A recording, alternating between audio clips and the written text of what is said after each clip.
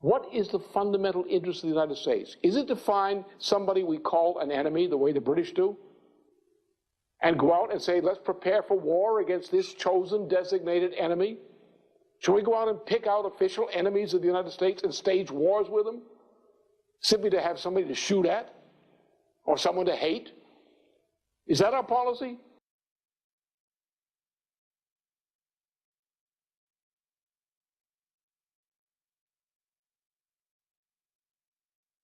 You're unmuted. You're muted.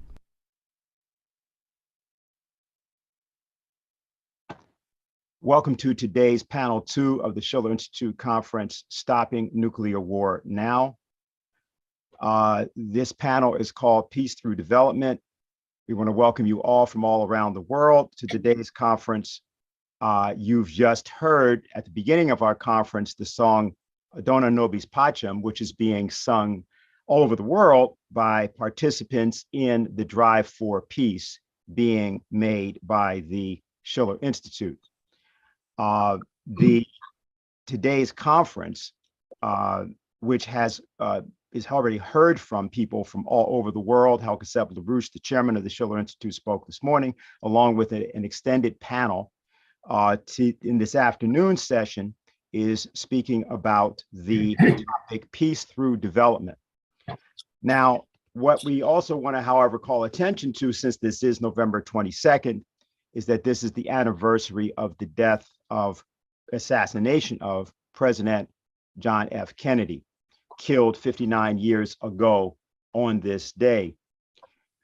And we will memorialize President Kennedy by first having President Kennedy speak of another great American whom he eulogized only 4 weeks before his own death, and that was the poet Robert Frost. What you're going to be hearing is some excerpts from Kennedy's speech on that occasion in October at Amherst College. A nation reveals itself not only by the men it produces, but also by the men it honors, the men it remembers. In America, our heroes have customarily run to men of large accomplishments. But today, this college and country honors a man whose contribution was not to our size, but to our spirit, not to our political beliefs, but to our insight, not to our self-esteem, but to our self-comprehension. The artist, however faithful to his personal vision of reality, becomes the last champion of the individual mind and sensibility against an intrusive society and an officious state. The great artist is thus a solitary figure. He has, as Frost said, a lover's quarrel with the world. In pursuing his perceptions of reality, he must often sail against the currents of his time. This is not a popular role. If Robert Frost was much honored during his lifetime, it was because a good many preferred to ignore his darker truths. Yet, in retrospect, we see how the artist's fidelity has strengthened the fiber of our national life. If sometimes our great artists have been the most critical of our society, it is because their sensitivity and their concern for justice, which must motivate any true artist, makes him aware that our nation falls short of its highest potential. I see little of more importance to the future of our country and our civilization than full recognition of the place of the artist. I look forward to a great future for America, a future in which our country will match its military strength with our moral restraint, its wealth with our wisdom, its power with our purpose. I look forward to an America which will not be afraid of grace and beauty, and I look forward to an America which commands respect throughout the world, not only for its strength, but for its civilization as well. And I look forward to a world which will be safe, not only for democracy and diversity, but also for personal distinction. Where is that voice in contemporary America? That's what American presidents used to sound like, and that's what they used to be concerned with. Unfortunately for the world, Lyndon LaRouche, who ran for president 8 times, is now deceased and is not here with us. Earlier today, we played a clip from him from 1999. We're going to play a short excerpt from that again now as a way of describing what we mean and what I think President Kennedy just described to you as the moral standpoint from which the idea of a Westphalian approach to peace can be, in fact, even at this late date, expressed, and yes, expressed by statesmen from the United States. So the solution to war, as has always been understood by the great strategists of modern European civilization, and also China, is to bring peace. How do you build peace? Well, certain principles. Do we agree that a sovereign nation state is a fundamental human right established by modern European civilization?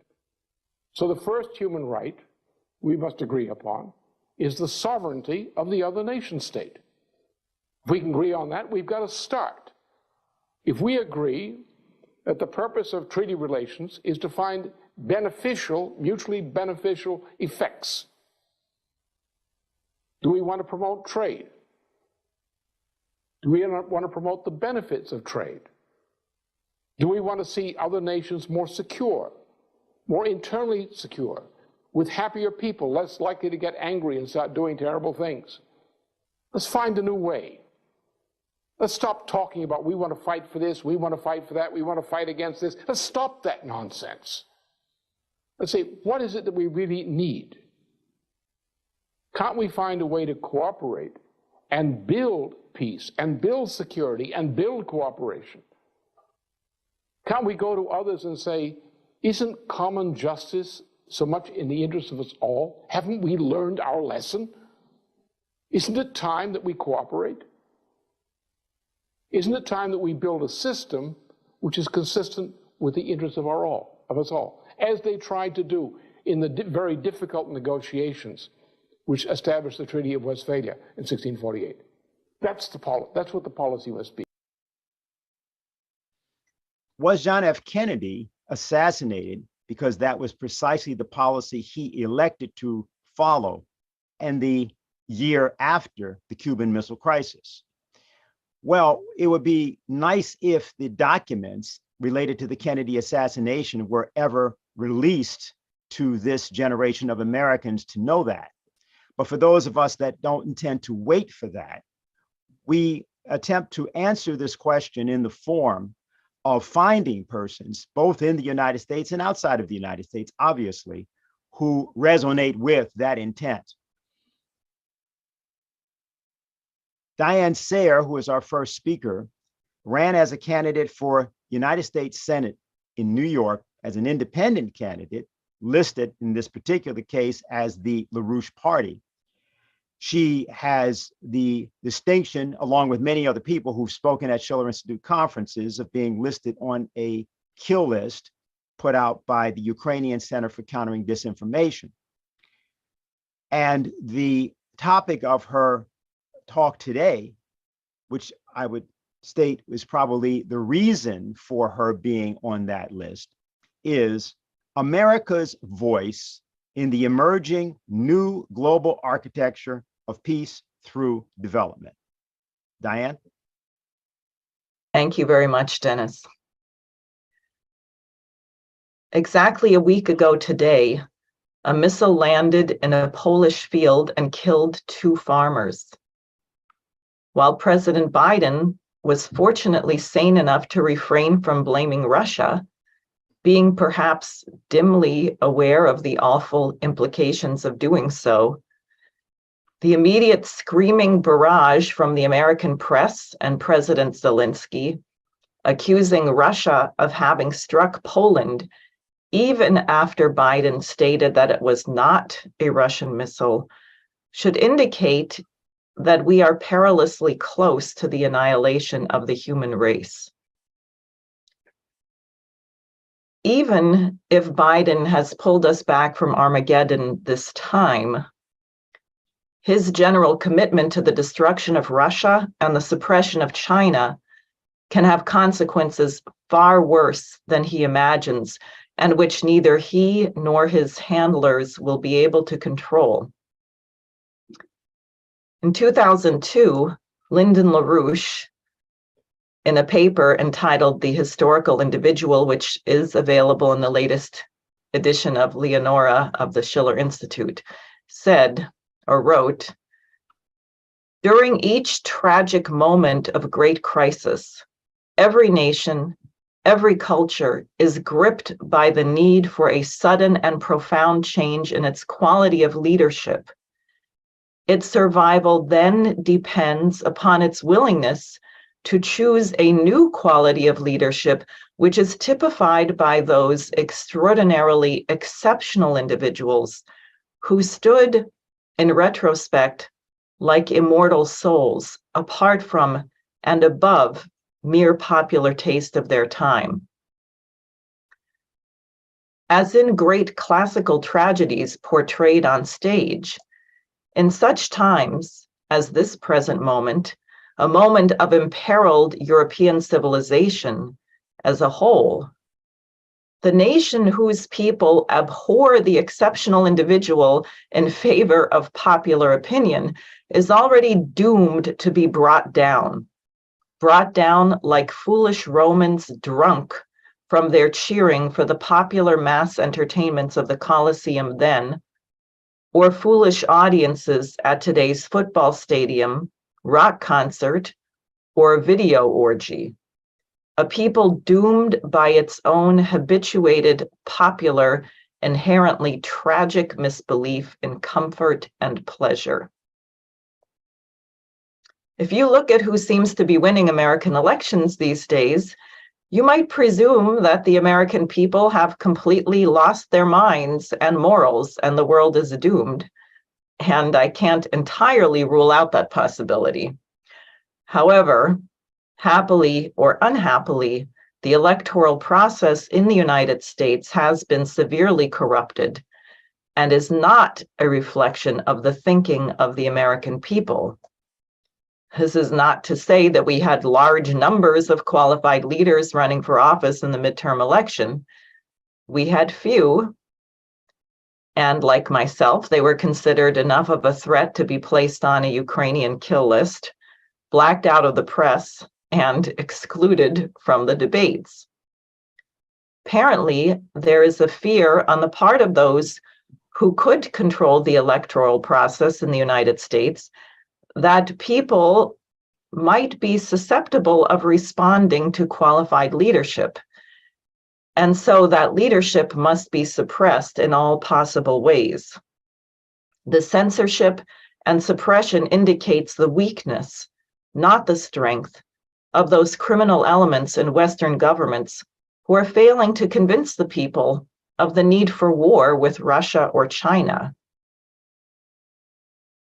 It must be understood that there is no such thing as merely avoiding war. That's the problem with the anti-war left. There's no way to have peace if you believe that we must curtail energy and food consumption to save the planet. There's no way to have peace if the United States refuses to collaborate with China in eradicating poverty worldwide. There's no such thing as stasis in the universe. Everything is in motion, and particularly all things living. Human economy is no exception. Either we are progressing or we are dying. That's it. Either we are increasing the energy throughput of the system, allowing more people to live longer, more prosperous lives, or we are creating the conditions for an uncontrollable collapse where billions die of starvation and disease. On September 20th, 1963, President John F. Kennedy gave a remarkable speech to the UN General Assembly. First, he had sharp words for differences between the United States and the Soviet Union with regard to Berlin and Cuba and the principle of self-determination of people. And he even said, "Our defense around the world will be maintained for the protection of freedom." But he went on, "But I would say to the leaders of the Soviet Union and to their people that if either of our countries is to be fully secure, we need a much better weapon than the H-bomb, a weapon better than ballistic missiles or nuclear submarines. And that better weapon is peaceful cooperation."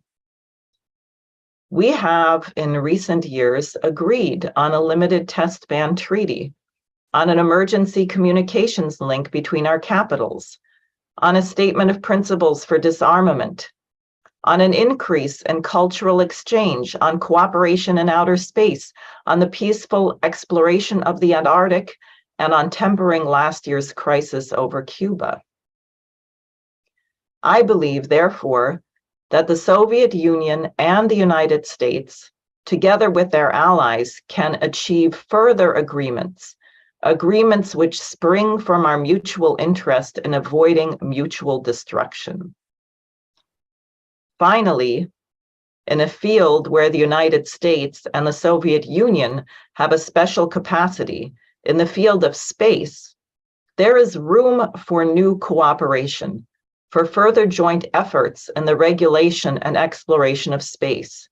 I include among these possibilities a joint expedition to the moon. Space offers no problems of sovereignty.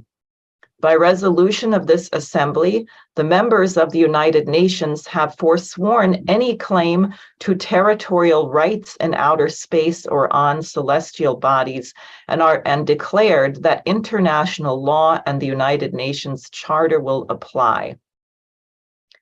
Why, therefore, should man's first flight to the moon be a matter of national competition?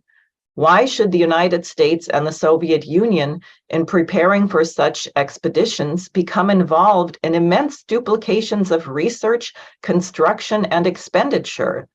Surely, we should explore whether the scientists and astronauts of our two countries, indeed of all the world, cannot work together in the conquest of space, sending someday in this decade to the moon not the representatives of a single nation, but the representatives of all of our countries. All these and other new steps toward peaceful cooperation may be possible. Most of them will require on our part full consultation with our allies, for their interests are as much involved as our own, and we will not make an agreement at their expense. Most of them will require long and careful negotiation, and most of them will require a new approach to the Cold War, a desire not to bury one's adversary, but to compete in a host of peaceful arenas, in ideas, in production, and ultimately in service to all mankind. How many Americans are aware that President Kennedy had proposed that the moon landing be a joint effort with the Soviet Union? And that he proposed this in the middle of the Cold War, less than 1 year after the Cuban Missile Crisis? Our nation has gone horribly awry. It began after the death of FDR, just before VE Day, eliminating his ability to shape the post-war world. When the American people complied with the Warren Commission cover-up of the assassination of Kennedy, we gave up a commitment to the principles expressed in that speech. And when we failed to get to the truth about rogue elements from within the United States, which perpetrated the 9/11 attack on our nation, but went around the world killing and displacing millions of poor people in poor countries, rather than face the terrifying truth, we surrendered to those treasonous elements within our own government. As a result, we are now on the brink of Armageddon if we don't change our ways. That fact is becoming known to a growing number of people in the United States, and it helps that billions of people around the world live in nations whose leaders recognize that the United States no longer has the moral authority or economic strength to impose its arbitrary rules upon the world. However, that's not enough to ensure that we will avoid a catastrophic end. I don't think we should count on the restraint of President Joe Biden to prevent us from falling over the cliff, but we must build a robust movement in the United States, in the streets, and in the town hall meetings of the congressmen, which not only forces an end to the proxy war against Russia, but which elevates the American people to consider what a newly sworn-in President Kennedy asked of us, that we consider what we can do for mankind. Thank you. Thank you, Diane. And if you've just joined us, you are watching the Schiller Institute conference, Stopping the Danger of Nuclear War Now. This is panel 2, Peace Through Development. And you just heard Diane Sayer of the United States, who both ran as a candidate and is a candidate for 2024 for the United States Senate from New York State. Our next spokesperson is Maria de los Ángeles Huerta of Mexico. She is a former congresswoman from that nation, and her topic is the role of the media in creating a world movement for peace and development. Welcome. Please go ahead.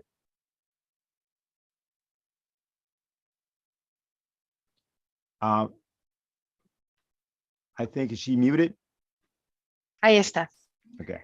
¿Qué tal? Saludo a todos. Hello, greetings to all of you. A very good afternoon. We think that so as to rely on communication media as a mobilization, a world mobilization tool, the first thing that has to be done is to be able to think, now that all of the strategies that we have proposed and discussed here and presented as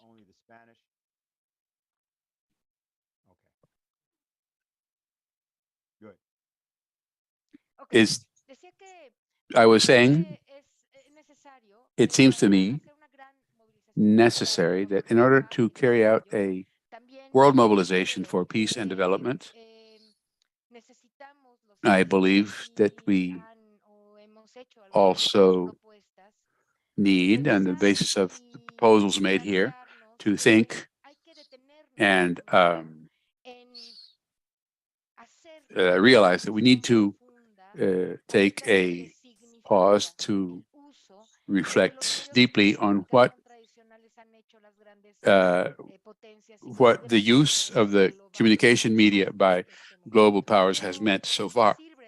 I'd like to briefly say that if we think about traditional private commercial media in the world, we can realize that they have functioned from the beginning what Italian Antonio Gramsci described as ideological instruments of the state.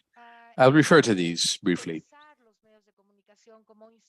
When we think of these media as instruments of domination and legitimacy of the structures of power, I think that they achieve this because conventional media, particularly radio and television, the printed press, they have the capacity to invade the mind space of the public collectively and individually.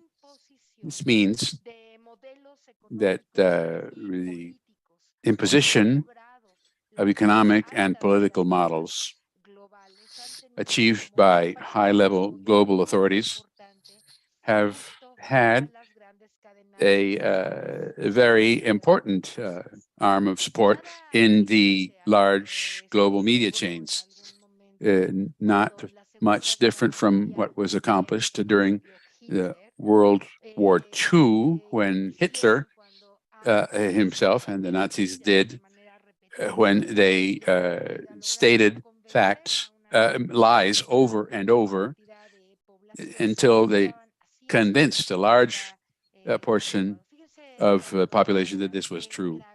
Think of what is happening now and how important this is. 80% of television and radio viewerships and listenerships in many countries in the world depend exclusively, or that is, they feed exclusively from 2 or 3 media companies. But this also happens worldwide.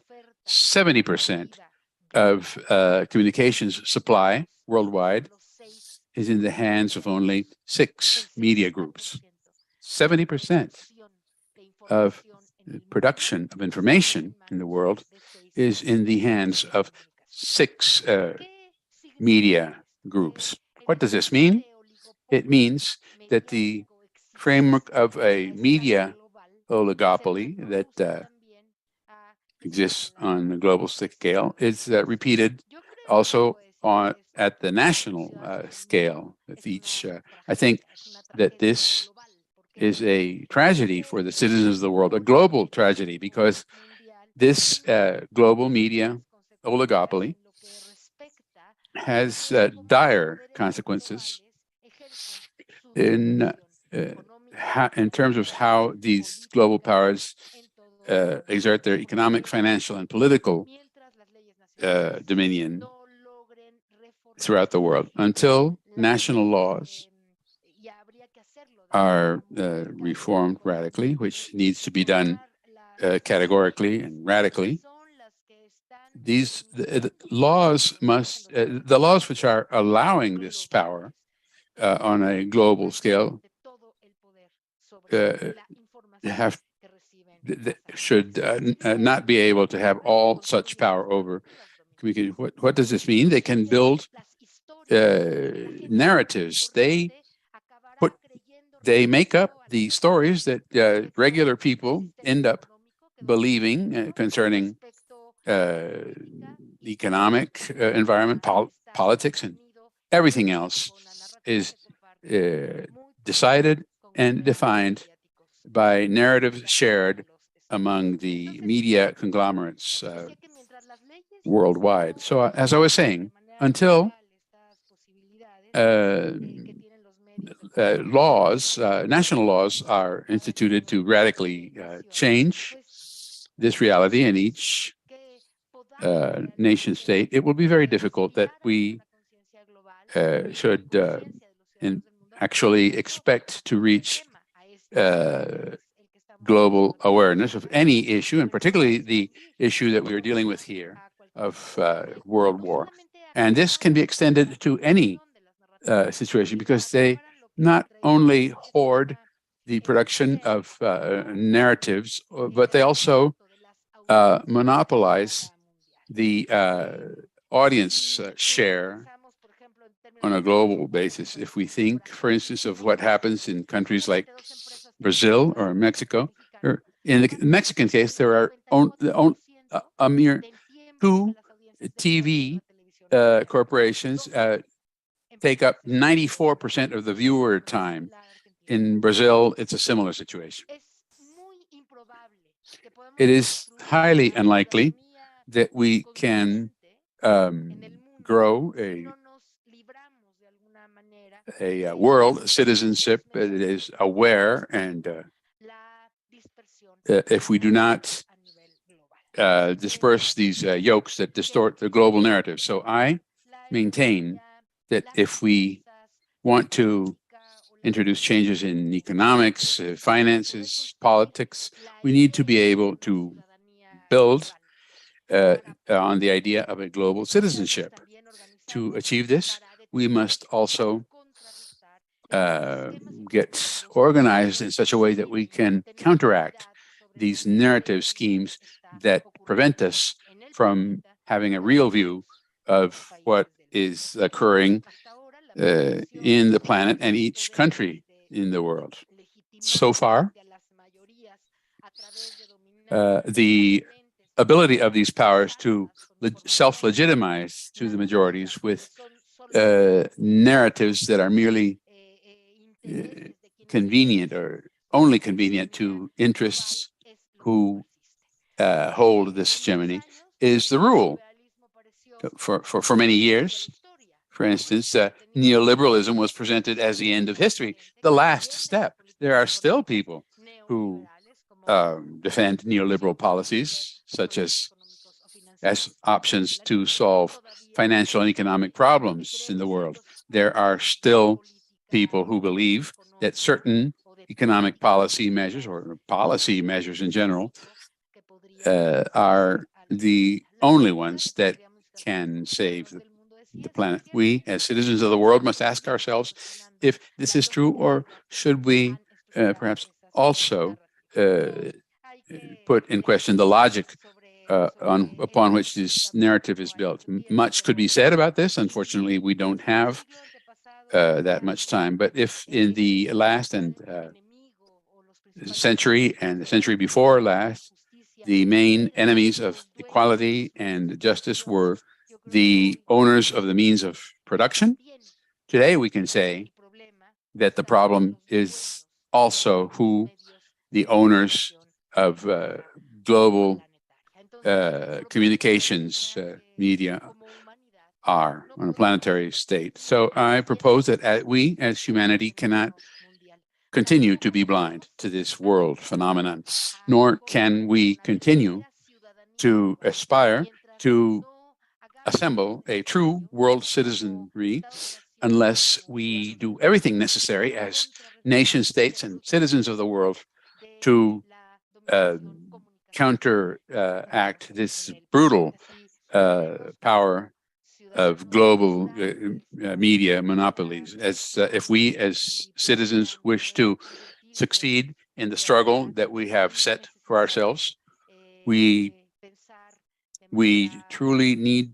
to reflect deeply that on the fact that information is what defines collective perceptions throughout the planet. If collective action, if people are influenced by distorted and wrong or untruthful information, most likely we will be unable to raise the collective action required to transform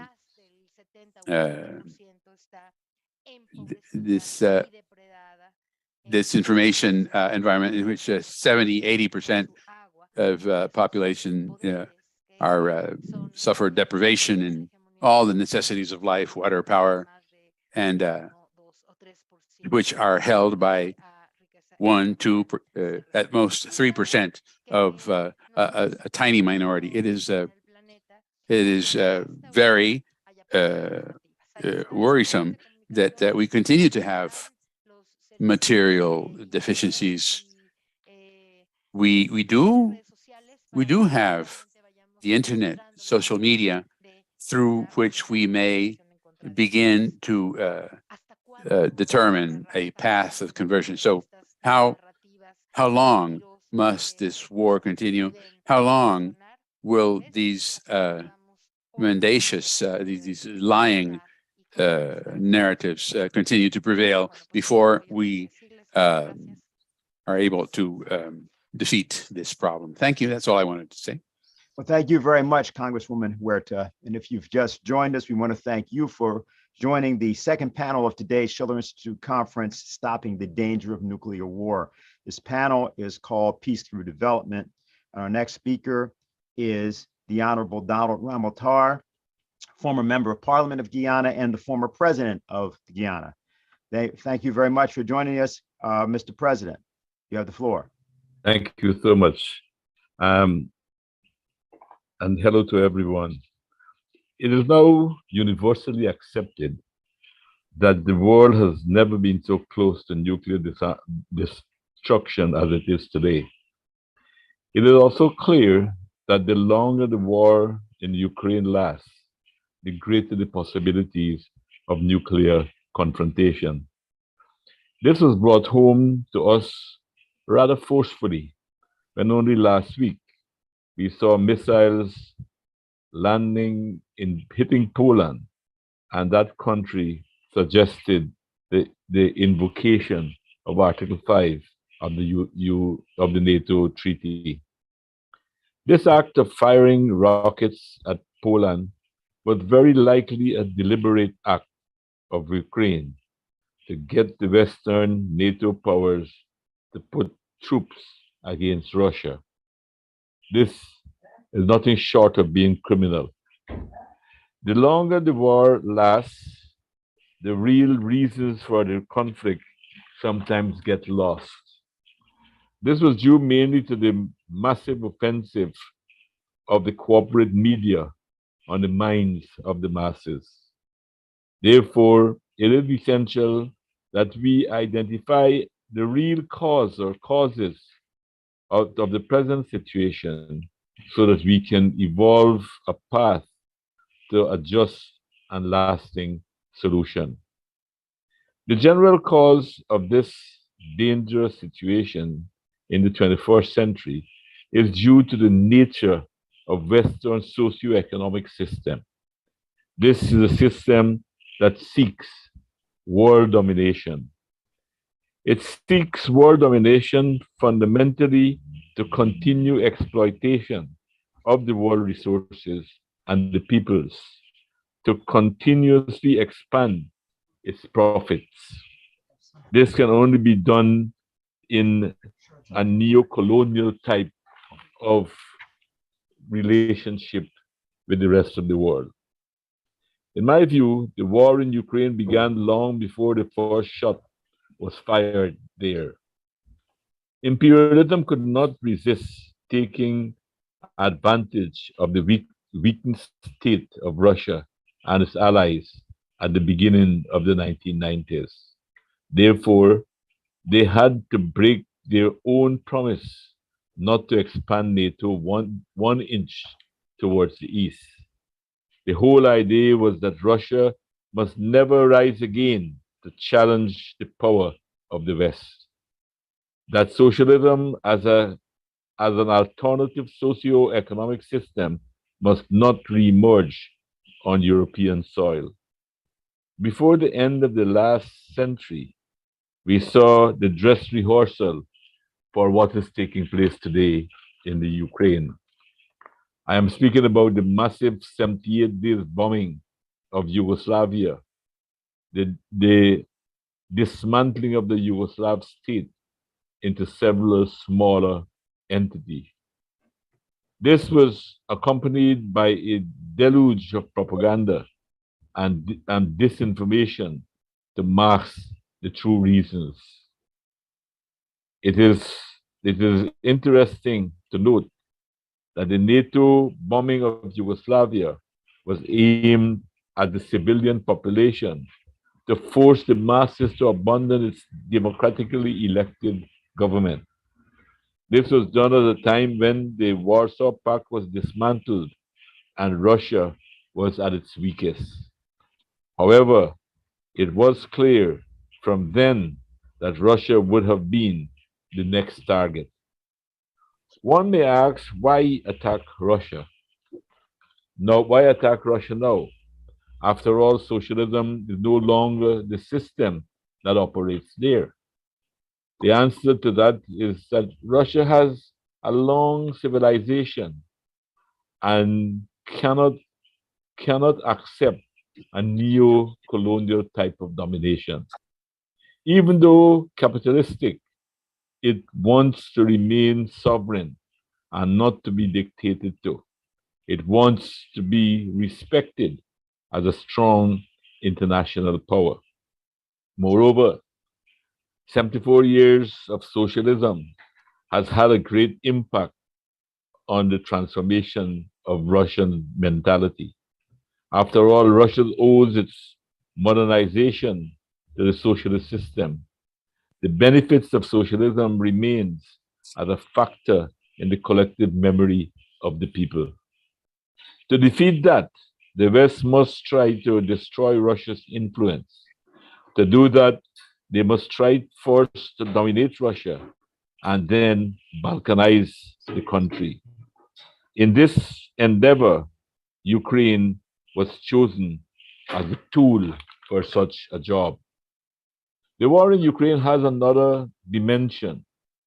It is a war being waged by the United States to preserve the old order of neocolonial exploitation and to prevent the emergence of a new system of international relations, which we see emerging in our world today. The new development was brought about by the US itself. Its use of economic sanctions has caused countries who value their independence to take countermeasures. Russia is all among the leading countries struggling for a new international economic order.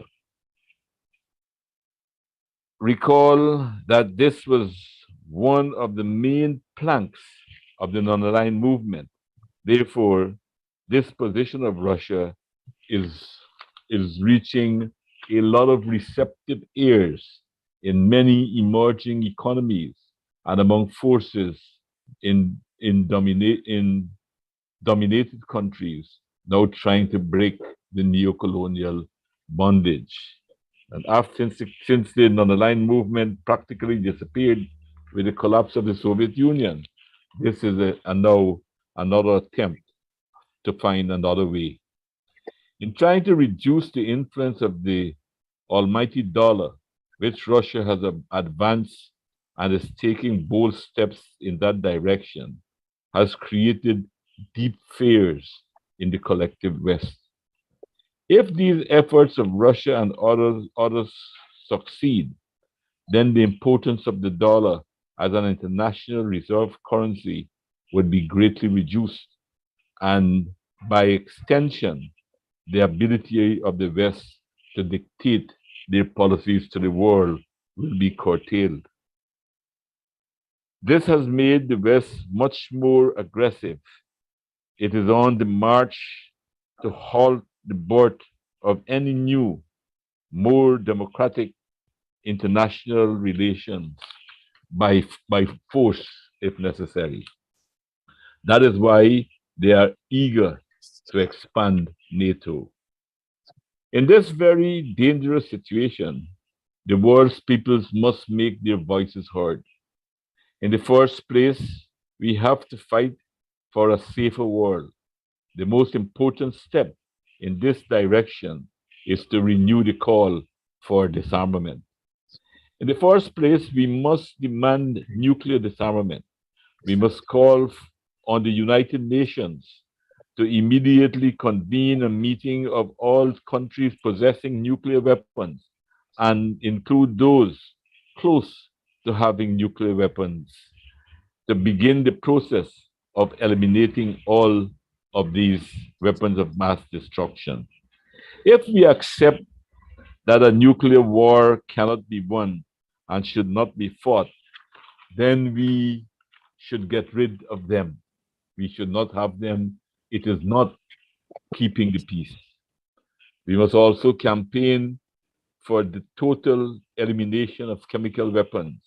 Moreover, conventional weapons have become extremely powerful and destructive. This too must first be limited and eventually removed. It would be a wonderful period in human history when our great discoveries in science and technology are made to serve peaceful purposes and to the fulfillment of mankind's pursuit for a world environmentally healthy, prosperous, and safe. Thank you for your attention. Thank you very much, President Ramotar. And if you've just joined us, we want to welcome you to today's second panel of the Schiller Institute Conference, Stop the Danger of Nuclear War. This is panel 2 on peace through development, and you've just heard from Donald Ramotar, former president of Guyana. Our next person speaking is from Colombia. His name is Jorge Robledo. He is a former senator, and his topic is the only positive thing about this war is for it to end. Welcome. I think you're muted.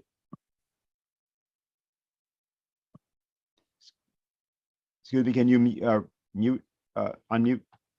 Sí, siempre se me olvida prender el micrófono. I always forget to unmute the microphone. Well, thank you for your hospitality. It's such a pleasure to be back with you again. I have been listening to all the presentations, and I've heard many important and interesting things.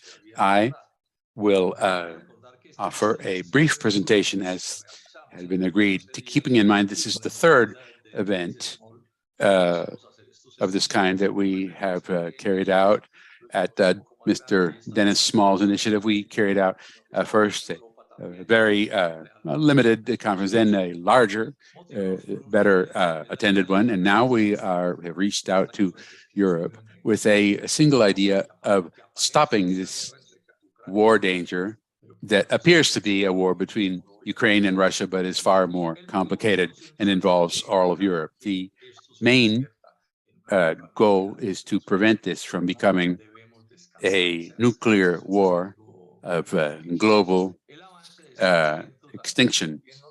This has to be avoided at all costs. The trajectory of this process is quite noticeable. We've been gaining ground. I was a Colombian senator for 20 years, and up through July 20th last year, I was a senator for the Dignity Party in Colombia. As regards this armed conflict, I would say that when Russia invaded Ukraine, the Dignity Party expressed its disagreement. We, as a matter of principle, feel that peaceful solutions must be found among countries, and the force of arms should never be resorted to. That is a fundamental principle. But how is everything going? Day after tomorrow, we will have reached 9 months of this conflict, and the losses have been enormous. Russia has also suffered large losses, not just in lives lost and destruction, but the whole economic and social destruction dimension. There have also been terrible losses for Europe, as well as the entire world. In the Colombian case, we are major food exporters, 14 million tons a year, and we are affected by increases in fuel costs and other inputs that make us victims as well.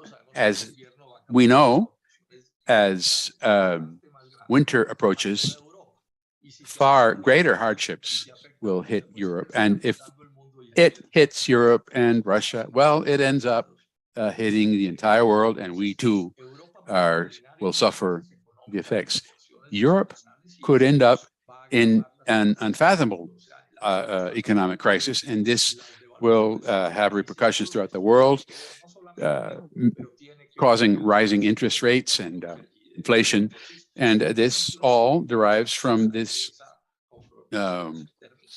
confrontation. So the best we can hope for is for this confrontation to end. So at this point, then, the next step is, what can we do? What should we propose? This is not just a war between Russia and Ukraine, as many think. This is a war occurring on Ukrainian territory, but it is a war in which the United States and NATO have used Ukrainian territory for a war against Russia. And this needs to be realized and affects the entire world, and could lead to a confrontation affecting the entire world. This relates to world history in recent years, with the disappearance of the Soviet Union, and thus the Warsaw Pact, which was the military alliance of the Soviet Union with its allied nations, and NATO, which was the war instrument of the United States and its allies. And instead of letting go of that opposition, it began to advance towards the east, with the option of absorbing Ukraine, which would put NATO weapons practically within arm's reach of the Russian border. So if this is not resolved, the risk of nuclear war is not a literary exercise or some whimsical concern. It is quite possible that it can actually be reached, because I see no way that a nuclear power such as Russia would accept the loss of the security protection that a nuclear power requires.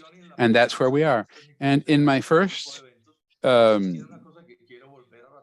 and also in the first and the second events, I brought up something that I want to allude to once again: the 1962 Cuban Missile Crisis.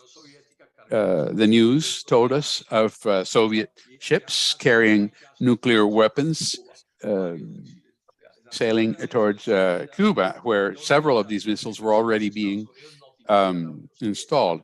Then the U.S. government lets the Soviet Union know that either you take those missiles away, or we go into World War. And there was no in a matter of days, the United States and the Soviet Union agreed for a removal of those missiles from Cuba, but also the United States removed some of the missiles it had installed in Turkey, threatening the Soviet Union. There was, in this case, a pragmatic action by both the Soviet Union and the United States to not threaten each other, so that one or the other will suffer irreversible harm. But I think this is the model that the United States and Russia, NATO, and the European countries should follow. That's where we are. It is primarily that an agreement has to be reached between NATO and the United States and Russia, of course, including Ukraine, but it has to be an agreement that will dismantle the buildup towards nuclear power. Now, as I state these issues, you are hearing my point of view, and there may be many other perspectives that also need to be brought in. I am calling on these other opinions, that even though we may have disagreements on the origins of the conflict, in the midst of all these disagreements, we need to agree on the simple idea that this conflict needs to be drawn down, needs to be solved. We need to eliminate the possibility of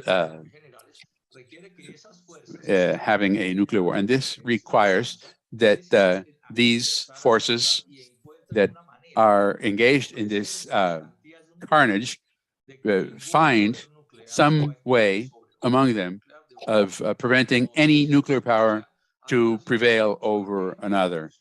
Today, we are in a situation of mutually assured nuclear destruction, which requires an acknowledgement of this reality. So I call on every single human being in this planet, regardless of what your opinion is on the reasons we got here, and do something about it. So there is nothing else to do about it that agree on that one idea that it must be stopped. So these are the proposals coming out from these seminars that we need to agree on not destroying each other, either with conventional or nuclear weapons. This is the proposal that I insist on and will continue to insist on because it is of the utmost urgency. If the world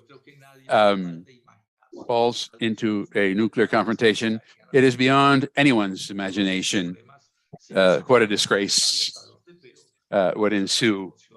Any problem so far would vanish in importance. Thank you very much for your attention. Thank you very much, Senator Robledo.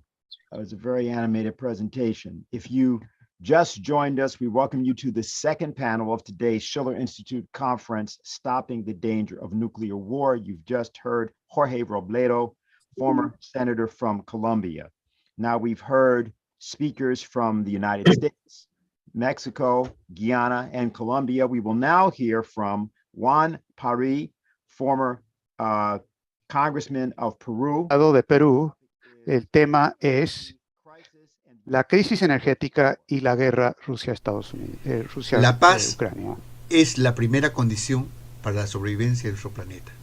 Con paz se puede trabajar para eliminar el hambre. Peace is the primary condition for the survival of our planet. With peace, we can work to eliminate hunger. With peace, we can mitigate the impact of climate change caused by man's predatory economic models and by nature. With peace, we can learn to be more human, and being more human implies the need to build a real community of nations for the governance of the world, with tolerance, coexistence, without subjugation or foreign interference into nations' decisions. This means a multipolar world with diverse points of view, with different cultures, and an ability to understand each other. Today we are living through a military conflict between Russia and Ukraine, but it's not just these two countries that are involved. The European Union and the United States are behind it, threatening to expand this conflict for geopolitical control of the planet. And the impact of this conflict, it's not just local. It extends throughout the world and in many different ways in the production of food, fertilizers, and fuel, as well as disrupting the markets. This war scenario has also been exposing the vulnerability of many nations that have no food sovereignty, much less energy sovereignty. In our country, Peru, the development of that vulnerability was accompanied by the weakening of the state to which we were driven by the neoliberal policies of the 1990s. In the Peruvian case, the implementation of those policies resulted in the dismantling of Petroperú, the state oil company, which satisfied the country's demand at a particular moment of our nation's history. En 1994 la producción de petróleo era de 127,000 barriles diarios. In 1994, oil production amounted to 127,000 barrels per day, which corresponded to a demand that existed in the market at that time. But with the dismemberment of the state company and the privatization of its productive units, such as the creation of private lots and the privatization of each part of its supply chain, production has dropped. Today, in 2022, With a greater fuel demand amounting to 250,000 barrels per day, crude oil production has dropped to 40,000 barrels per day. The Talara refinery was paralyzed in order to build another refinery on top of it, which for many years wiped out the country's refining capacity. Petroperú today has been reduced to a fuel importing company and wholesale distributor, with no possibility of reaching the final consumer and with a broken market share. The framework of corruption that allowed this destruction and weakening of the state was empowered at different levels of government. The vulnerability caused by bad national policies is felt and seen at the conjuncture of this conflict. According to information from Peru Petro, the entity in charge of prospecting and arranging hydrocarbon concessions, Peru has a hydrocarbon potential of 10 billion barrels of oil equivalent across the length and breadth of its territory, including offshore reserves. Con las reservas actuales, el Perú podría producir 190,000 barriles diarios. With its current reserves, Peru could produce 190,000 barrels per day of oil. It has 18 basins with 83 million hectares, the majority of which have proven oil potential. We have the resources to meet a large part of the country's demand, combining and developing other energy alternatives which could allow us to build a new matrix. We have gas, and with our geography and our country's varied ecosystems, it will be possible to develop wind, solar, hydro, and thermal energy. Yes, it is possible to be a country with energy security and sovereignty for its development. Natural resources respond to a moment of history, and we have to be very clear about this.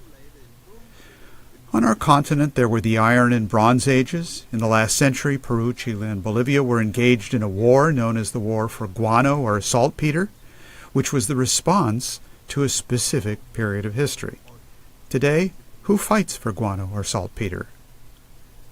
Bueno, el presente exige que tengamos una demanda que abordar. Well, today the situation requires that we have a demand that has to be addressed and met with the resources that are available and are appropriate. We have to respond to reality's demand, and that still involves hydrocarbons. We know that fossil fuels will go down in history and will be replaced by cleaner and more efficient forms of energy. But we have to deal with the present while at the same time perhaps begin to build a new energy matrix, preparing for the new demands made on us by life, the economy, and the development of our nations. The war between Russia and Ukraine demands that the world's nations build energy security and sovereignty. We can't put our nation at risk due to the vagaries of globalization. There are things like food and energy that can't be subjected to the petty interests of big powers. We must recognize that there are many weaknesses in countries, and we have to work to overcome them. There are weaknesses in the state and weaknesses in the institutions. In Peru, we are living through a political crisis, a crisis of the parties, the ideologization, both of the right and the left, divorced from reality and the country's needs, with ill-defined strategic policies, policies on food, energy, industry, and the development of the country's capacities. Todavía siguen los intereses perversos incrustados en la política y en la economía. And they continue. As long as there are still perverse interests encrusted in politics and in the economy, above the public interest, which lead to corrupt practices at different levels of the state. These weaknesses contribute to accentuating the vulnerabilities caused by policies that are mistaken in some cases and subservient in others, despite the fact that reality demands that energy security be established. Unfortunately, today there are voices that repeat the credo of globalism. Nos dice, ¿para qué producir? ¿Para qué preocuparse por la seguridad energética? They tell us that the forces of the market, now international, will take care of everything. They tell us, why produce? Why worry about energy security? The energy can be bought, and that way everything will be taken care of. Taking advantage of the combined vulnerabilities created by multiple mistakes, they call for the dismemberment of what little remains of Petroperú, which belongs to all Peruvians. The reality is clear. Reality makes demands on us. Without energy security, we cannot guarantee the development of the country. Thank you, Congressman. Gracias, congresista Pari. Si se acaban de unir a nosotros, son bienvenidos al segundo panel de la conferencia del Instituto Schiller. Paremos el peligro de una guerra nuclear ya. Acabamos de escuchar al excongresista Juan Pari. La crisis energética y la guerra de Ucrania y Rusia. Vamos a proyectarlo en la pantalla para que la gente vea el contenido. Este es Fuad al-Jahari de Yemen, asesor de los BRICS en el país. Yo lo tengo. También es el presidente del... Es el presidente del BRICS Parlamento. Saludos desde Saná, Yemen. Les envío este saludo a nuestra conferencia de paz mientras aumentan las amenazas de las intervenciones de Estados Unidos, el reino de la OTAN y la OTAN en Ucrania, y continúa la participación. Y esto continúa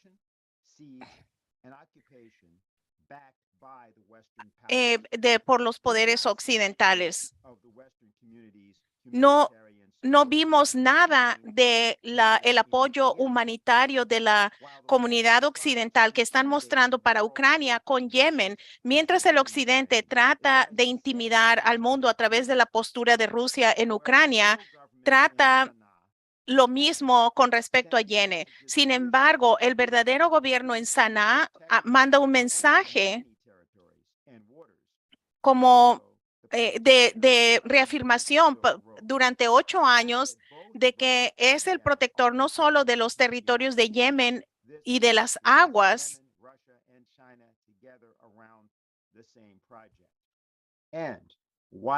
y mientras el príncipe saudí pareciera que está apoyando a los BRICS, desafortunadamente el 14 de octubre, en su declaración a Sudáfrica, invocó el papel ruso y chino en detener la agresión en contra de Yemen. En la próxima semana, el primer ministro de Yemen, el profesor Abdel bin Habtour, va a celebrar la ceremonia del Día del BRICS, confirmando la disponibilidad de Yemen y su compromiso desde el 2015 hacia el BRICS, a los principios del BRICS como lo elaboró el Instituto Schiller desde el 96, por el derecho al desarrollo, la justicia económica. Todo esto son las normas para evitar una guerra nuclear, para tener una paz y by real development. Again, that statement is by Dr. Fuad al-Jafari of Yemen. We thank him for that statement. The next speaker is Mike Eby from the United States. He's a dairy farmer, and he's the chairman of the National Dairy Producers Organization. He's also executive director for the Organization for Competitive Markets. And his topic is monopsony, the other silent killer. He will tell you what monopsony is, which I believe is single producer or single, but I'm not sure. Let him do it. I've titled my talk, Monopsony, the Other Silent Killer. For in agriculture, antitrust is alive and well. The disappearance of family-sized independent farmers is quite silent. My name is Mike Eby, a former dairy farmer of 17 years. My wife and I and 4 children own and operate a bicentennial farm in Lancaster, PA, USA. In 2016, we sold our purebred Holstein herd simply because milk was not worth what it cost to make. Being chairman of the National Dairy Producers Organization, I had a front row seat to the alleged corruption going on in the dairy industry by way of the milk co-ops, and wanted nothing to do with what was unleashing across the nation as mergers and acquisitions were becoming commonplace. Selling the cows gave me an escape and provided me the time and focus on fighting this alleged monopsony head on.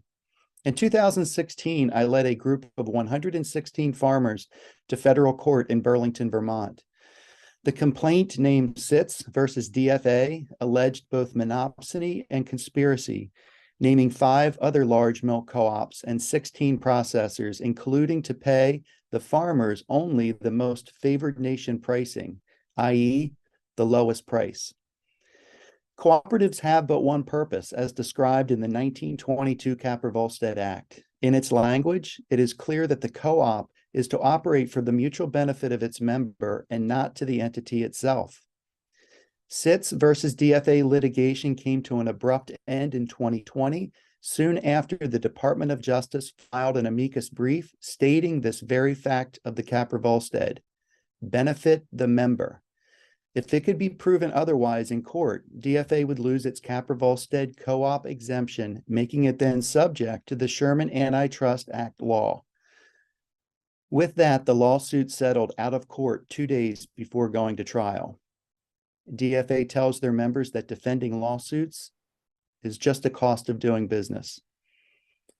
It was at this time I was offered a position of executive director of OCM, Organization for Competitive Markets, as well as vice president of the Pennsylvania Farmers Union. The antitrust fight lives on in these roles as I vet potential farmers as class rep for litigation who want to hold accountable their own cooperative. I said earlier that monopsony is the other silent killer.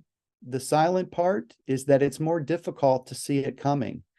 Unlike monopoly that stares you in the face, monopsony eliminates competition by eliminating buyers. President Joe Biden is quoted as saying, quote, "They once competed for consumers, now monopsonists consume their competitors," end of quote. It is typically a slow process, taking a while to develop. By the time it is realized, the buying monopsonist transitions to a monopolist, selling products and gouging consumers. Unfortunately, as we are all aware, antitrust issues are not limited to the USA. Just this past July, OCM hosted during our annual conference a public figure from Australia who informed us that JBS sails out into international water to collude.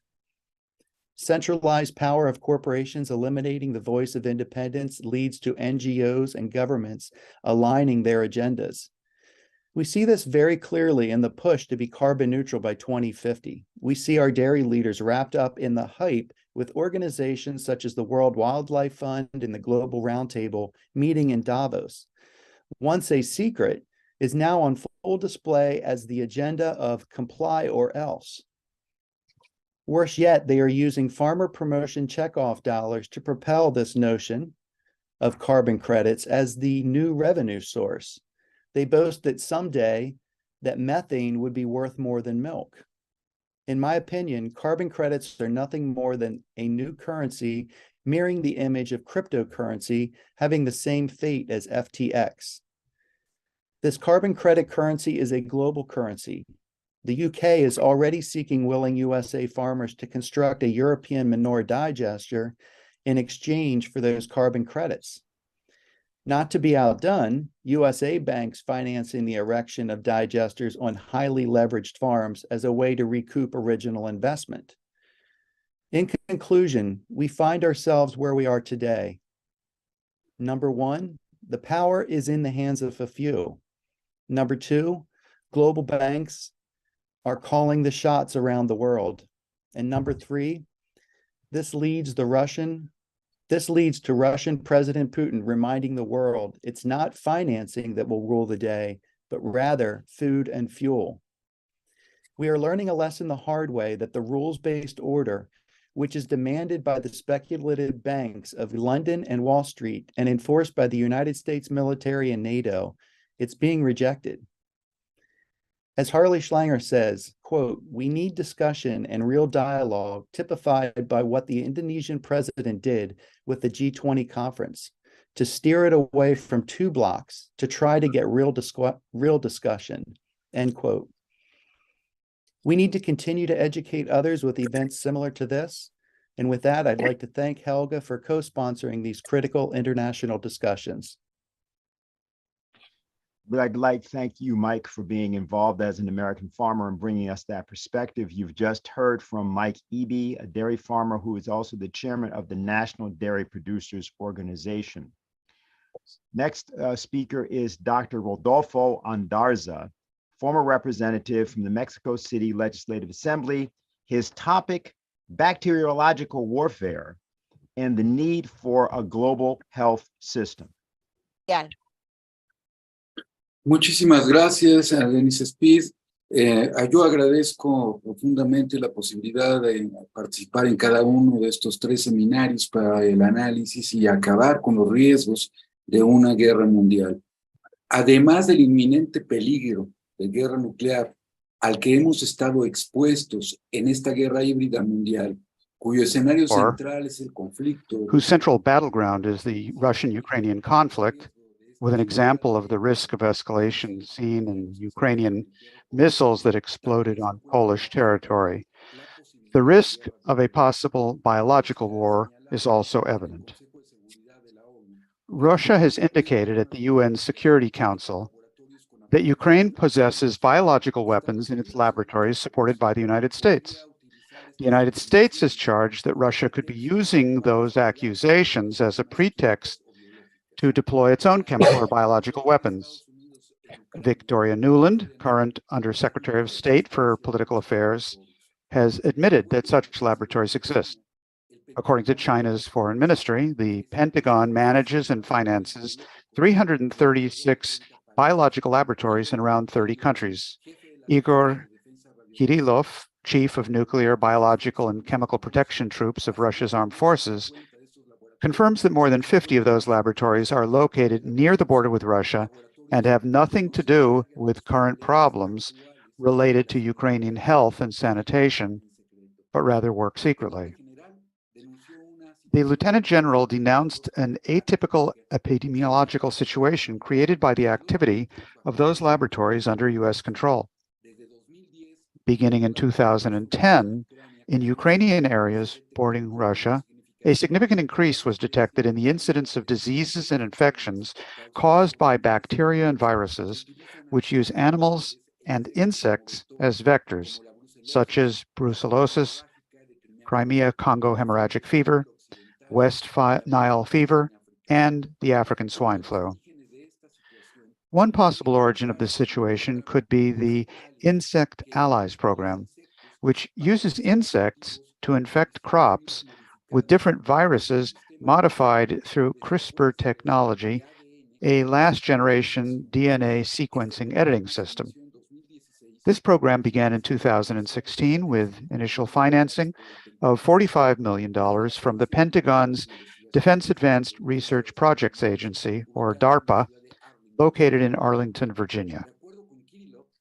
According to Kirillov, the experimentation and control of pathogens in these laboratories explains the increase in the incidence of measles in Ukraine, which has increased 100-fold, the worsening of the African swine flu, as well as agricultural losses in Eastern Europe, totaling 2.4 billion euros. Kirillov confirmed that in February of 2022, when Russia began its special military operation, the Mechnikov Research Institute in Odessa had 654 containers with anthrax and 422 with cholera, estimating that these and about 10,000 strains with pathogens were exported from Ukrainian laboratories to the United States. Reality outdoes fiction when it's confirmed that the United States is developing genetically modified insects that are carriers of viral loads, and that in the U.S. an unmanned apparatus has been patented that can propagate infected insects in the air to, quote, destroy or deactivate enemy forces without risk to U.S. troops, close quote. It is also worrisome that Ukraine is interested in acquiring drones from the Turkish firm Bayraktar that can be equipped with systems and mechanisms for aerosol dispersal. All of this is occurring in violation of U.S. and Ukrainian obligations under the Biological Weapons Convention. The World Health Organization has advised Ukraine to destroy the high-risk pathogens stored at the country's public health laboratories to avoid any potential leaks which could spread disease among the population.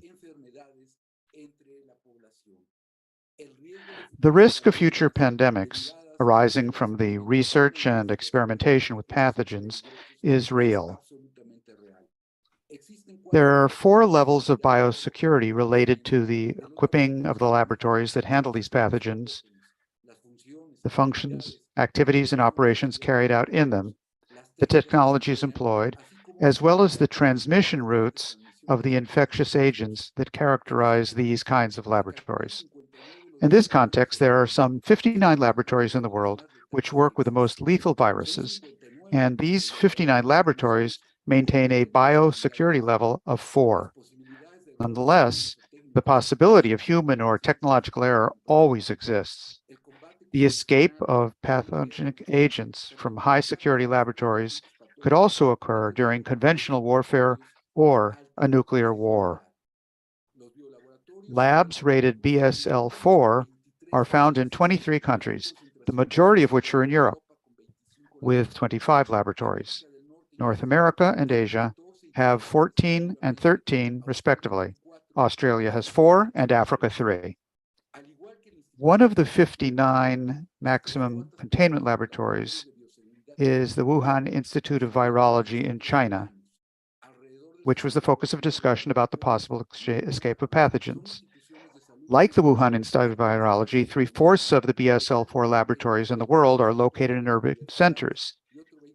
And many of these are run by public health institutions, but also by universities and 20% biodefense agencies. 3/4 of those laboratories do not have the recommended optimal levels of security. Safety and protection scores of all the laboratories also depend on the policies of biosecurity and biocustody in the countries in which they are located.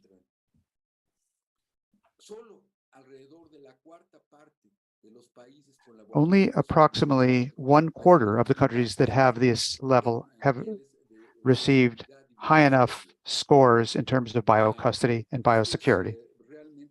This is truly something that's very worrisome and really terrible.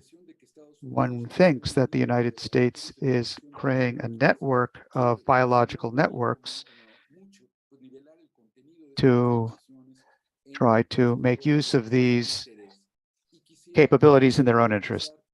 To conclude, I would like to make mention of the importance of the proposals, the projects made by the Schiller Institute back in April in 2020 in their proposal, LaRouche's Mission Apollo to defeat the global pandemic, the Apollo mission to defeat the global pandemic, which is very interesting at this time, and that is that we need a world health system to cover all areas of the planet. This global response requires fundamentally the coordination of the United States, China, Russia, and India, an alliance of the 4 powers open to all the nations of the planet. The leaders of these 4 nations should hold a summit as soon as possible in order to elaborate common approaches to address the enormous sanitation, material, and infrastructure needs of the world as a first step toward the creation of a whole new paradigm to replace the old bankrupt system. There is no other way, no lesser approach, according to the Schiller Institute, to truly defeat the COVID-19 pandemic. The world community must create a capability for resistance for successful long-term survival, not just for the short term with the hope that no unexpected events will occur, but rather to be prepared with a real security system. This cannot happen under the current neoliberal economic paradigm, which has shown itself to be a total failure. And this is what the Schiller Institute has to say, which has made such proposals for public health measures to be taken, and also with regard to industry and infrastructure required to support those public health measures, along with the needed changes in global policies. Finally, I do want to repeat on the greater importance that nurses and doctors around the world join our efforts to create an organization which, along with civil and academic society, show and expose the risks that the world faces, which are such a nuclear, biological, or chemical war would entail for life itself on this planet. And I would like to invite all such people for all of us to join in this fight for world peace and for the right to exist. Thank you very much. Thank you very much, Dr. Ondarza. I think you've raised something very important. I'm very glad that you raised the issue of the World Health Program. This is something that has been talked about for a couple of years now by Schiller Institute and needs to be, shall we say, reinvigorated in the context of this attempt to stop nuclear war. For those of us who remember the 1970s and 80s, remember that the discussion was never simply about nuclear war, but was about what was called ABC, atomic, biological, and chemical warfare. And certainly this matter being raised in this forum, in this way, is more than pertinent. And if you've just joined us, we want to thank you for participating in the panel 2 of the Schiller Institute conference, Stop the Danger of Nuclear War Now. We are now going to hear from Mr. George Koo of the United States. He is a retired international business advisor, and his topic is the prospects for U.S. China economic cooperation. Good afternoon, everybody. Thank you, Mr. Chairman. This is George Koo, and I'm been invited to talk about the U.S. China economic cooperation, and I think it should be obvious to everybody that that's a much better alternative than Cold War or even a hot war or nuclear war. And let me start by saying China's President Xi Jinping had a more than a 3-hour-long meeting with the U.S. President Biden at the sidelines of the G20 summit in Bali just a few days ago. Because they actually use simultaneous translation, a 3-hour plus would suggest that they had a lot to talk about. Then the next 2 days, President Xi met with 11 other leaders in formal talks, including American allies like Australia, France, South Korea, and Canada, sort of a sideline discussion. China ran out of slots for Japan, so that meeting took place at the APEC summit in Thailand. It's very clear that the national leaders were eager to for face-to-face meeting with Xi, and it's a measure of how important the relationship of China is to the rest of the world. The one leader kind of missed out on meeting President Xi at Bali is Rishi Sunak, Britain's prime minister, Britain's new prime minister. He totally missed the boat. He was actually penciled in to meet Xi Jinping, but the meeting was abruptly canceled with no explanation. Most likely, frankly, prior to the meeting with Xi, he was going around announcing that he was ready to send British troops to defend Taiwan. Totally out of the blue. No reason to make that kind of a statement. You know, almost sounds like he was acting as the pointer for the United States. Of no interest to Great Britain. In fact, we all know that UK is in tremendous dire straits economically, and certainly could have used a nice, friendly meeting with President Xi that could lead to beginning of increased trade and investment from China to UK. Well, he completely blew it. The response from Xi Jinping to Biden's declarations is to express satisfaction, but with the added hope, caution that Biden's lieutenants will act in accordance and consistent with the commitments as expressed at this summit by President Biden. And to work together effectively, there must be trust between the two powers. Developing mutual trust cannot be best based on the premise of a pick and choose. In other words, we can't cooperate on A, B, and C and fight like hell on X, Y, and Z. That just wouldn't work. The worst example that I can think of a fight, a confrontation, is the total embargo on the semiconductor technology that Biden has recently levied against China.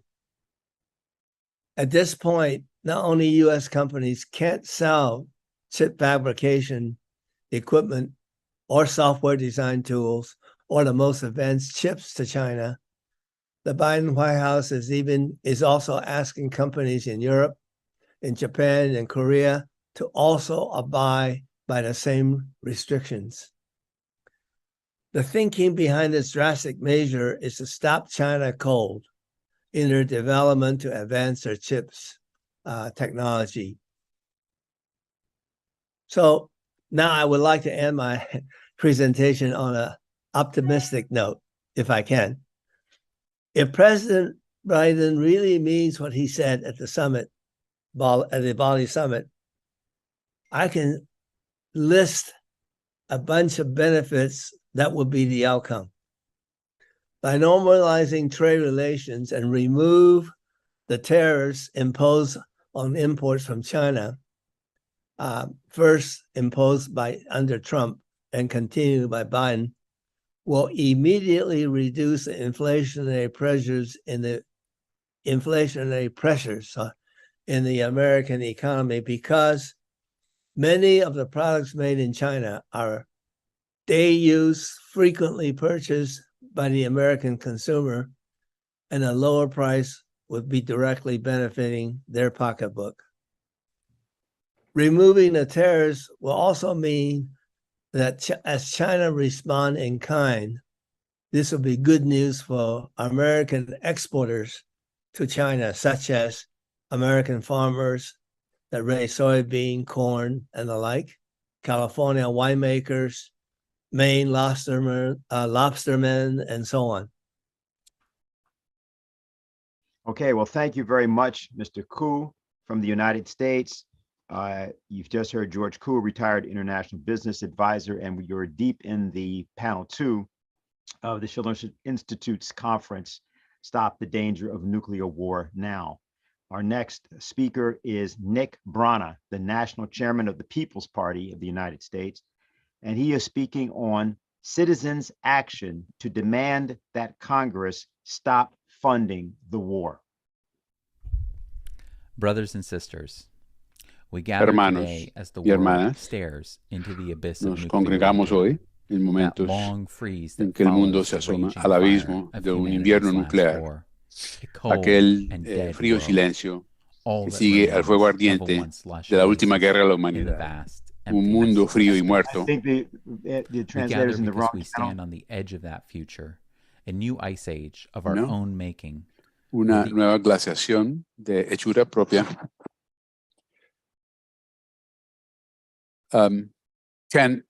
Can you hear the interpreter? Yes. Okay. I think you're in the wrong channel. Are we adjusted now? No. Oh, indeed, wrong channel. My apologies. No problem. It happens.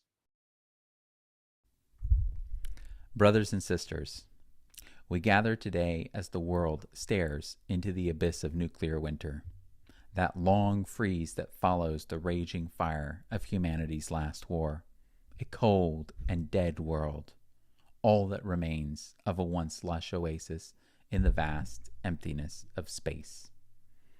We gather because we stand on the edge of that future, a new ice age of our own making, where the ash of humanity blocks out the sun, where the oceans freeze and the crops perish, where the lights flicker and fade, where famine and plague kill all who survived the blasts, the sudden extinction of all life on Earth.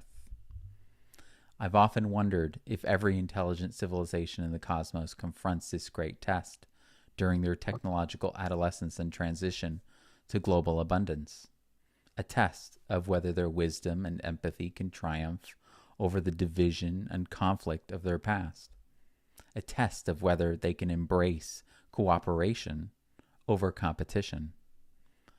Perhaps this is a form of cosmic screening, where violent civilizations destroy themselves before they can spread out into the universe. The question then is, what kind of civilization are we? Just 1 week ago, the world had a brush with death. A Ukrainian missile killed 2 in Poland and nearly triggered a third world war. NATO governments and the Western media quickly blamed Russia and were slow to correct their stories.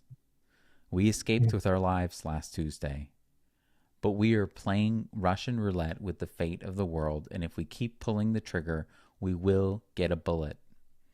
Even if we manage to avert nuclear catastrophe during this crisis and the next, many new existentially threatening technologies are emerging, from engineered superviruses to infrastructure grid hacks, from rogue artificial intelligence to weaponized nanotechnology, from asteroid redirection to the permanent totalitarianism of Huxley's Brave New World. Humanity's progress in science and technology has outstripped our advancements in government and economics. We now have the ability to abolish poverty, hunger, homelessness, and scarcity worldwide, but our financial system still siphons wealth to a ruling class of corporate billionaires. World affairs are still dominated by military blocs, imperialism, and war. Politics and law are still instruments by which the powerful subjugate the people. If humanity remains trapped in an economic system that pits families and nations against each other for resources and power, then existentially threatening technologies will continue to develop and proliferate without restraint. And it is only a matter of time before catastrophe strikes and billions are killed. Humanity will not survive the next few decades without a reinvention of our global security and development architecture towards collaboration and abundance. The decline of the U.S. empire cannot be reversed, and nor should it be. It has only brought misery and death to the world and the American people. But we do get to decide what kind of global structure comes next. Will it be the rise of a second financial and military empire, another Cold War, or a step forward into an entirely new collaborative and prosperous system? The people of the world and the non-aligned countries must come together to demand an end to this war in Ukraine and the abolition of nuclear weapons, NATO, and all military blocs. They must unite to write the rules of the next global economic, financial, and security system. Americans must protest their government, build independent parties, and demand that the U.S. stop all weapons to Ukraine and negotiate peace with Russia. Let the U.S. be the last hegemony.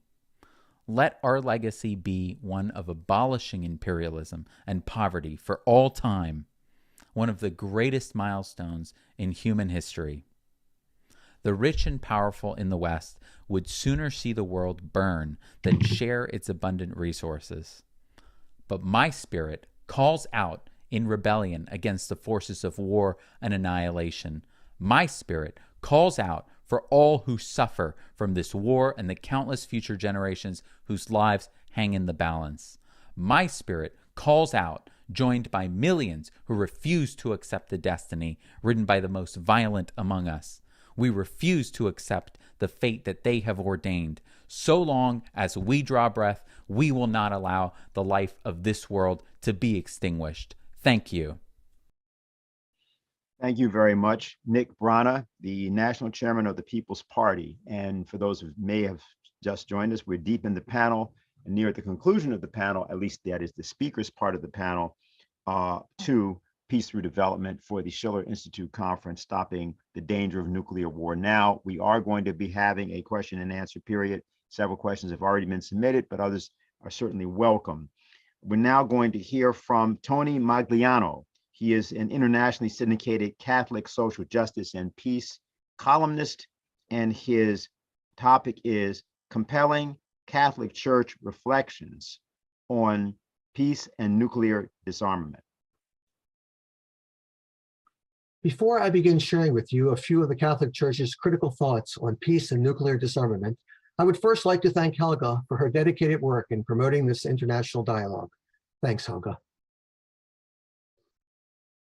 In Hiroshima, the first World War II Japanese city to be incinerated by a U.S. nuclear bomb, Pope Francis, standing before the A-bomb dome, spoke with heartfelt sentiments, saying, "An incandescent burst of lightning and fire, so many men and women, so many dreams and hopes disappeared, leaving behind only shadows and silence. In barely an instant, everything was devoured by a black hole of destruction and death." And with prophetic warning, Pope Francis declared, "The use of atomic energy for purposes of war is immoral, just as the possessing of nuclear weapons is immoral. We will be judged by God on all of this." During his conversation with journalists on his flight back to Rome from his recent pastoral visit to Bahrain, Pope Francis shared his thoughts on many of the world's current human-made tragedies, including today's numerous armed conflicts, which reminded him of the World War II Allied military landings at Normandy, France. He said, "It was the beginning of the fall of Nazism. It's true, but how many boys were left on the beaches in Normandy? They say 30,000. Who thinks of those boys?" War sows all of this. That is why you who are journalists, please be pacifist. Speak out against wars, fight against wars. I ask you as a brother, thank you. In the days leading up to President Putin's decision to order invading Russian troops into Ukraine, Pope Francis, in an apparent effort to jolt the conscience of the Russian leader, as well as the consciences of all of us, made this appeal: "Let us not forget, war is madness." And he lamented, "Those who wage war forget humanity. How sad it is when persons and peoples think about waging war against each other." To all of this madness, the Holy Father boldly declared, "Put down your weapons. God is with the peacemakers, not with those who use violence." There are many forms that the evil of violence and war take. There is war against the poor and hungry, war against migrants and refugees, war against the homeless, war against other religions, war against women, war against the earth and the environment, and war against unborn babies. In her Nobel Peace Prize acceptance speech in 1979, Saint Mother Teresa of Calcutta insightfully said, "I feel the greatest destroyer of peace today is abortion, because it is a direct war, a direct killing. If a mother can kill her own child, what is left for me to kill you and for you to kill me? There's nothing left between us." In November 17th, 5 other Nobel Peace Laureates met with Pope Francis at the Vatican for the International Symposium entitled "Prospects for a World Free of Nuclear Weapons and for the Integral Human Development."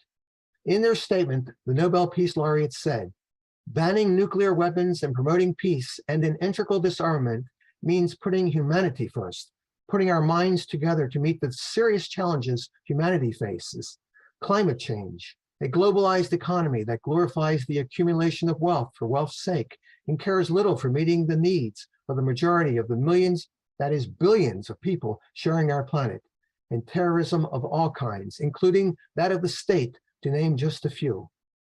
On September 20th of that same year, 2017, the Holy See was the equal first state to ratify the UN treaty, that is the Treaty on the Prohibition of Nuclear Weapons.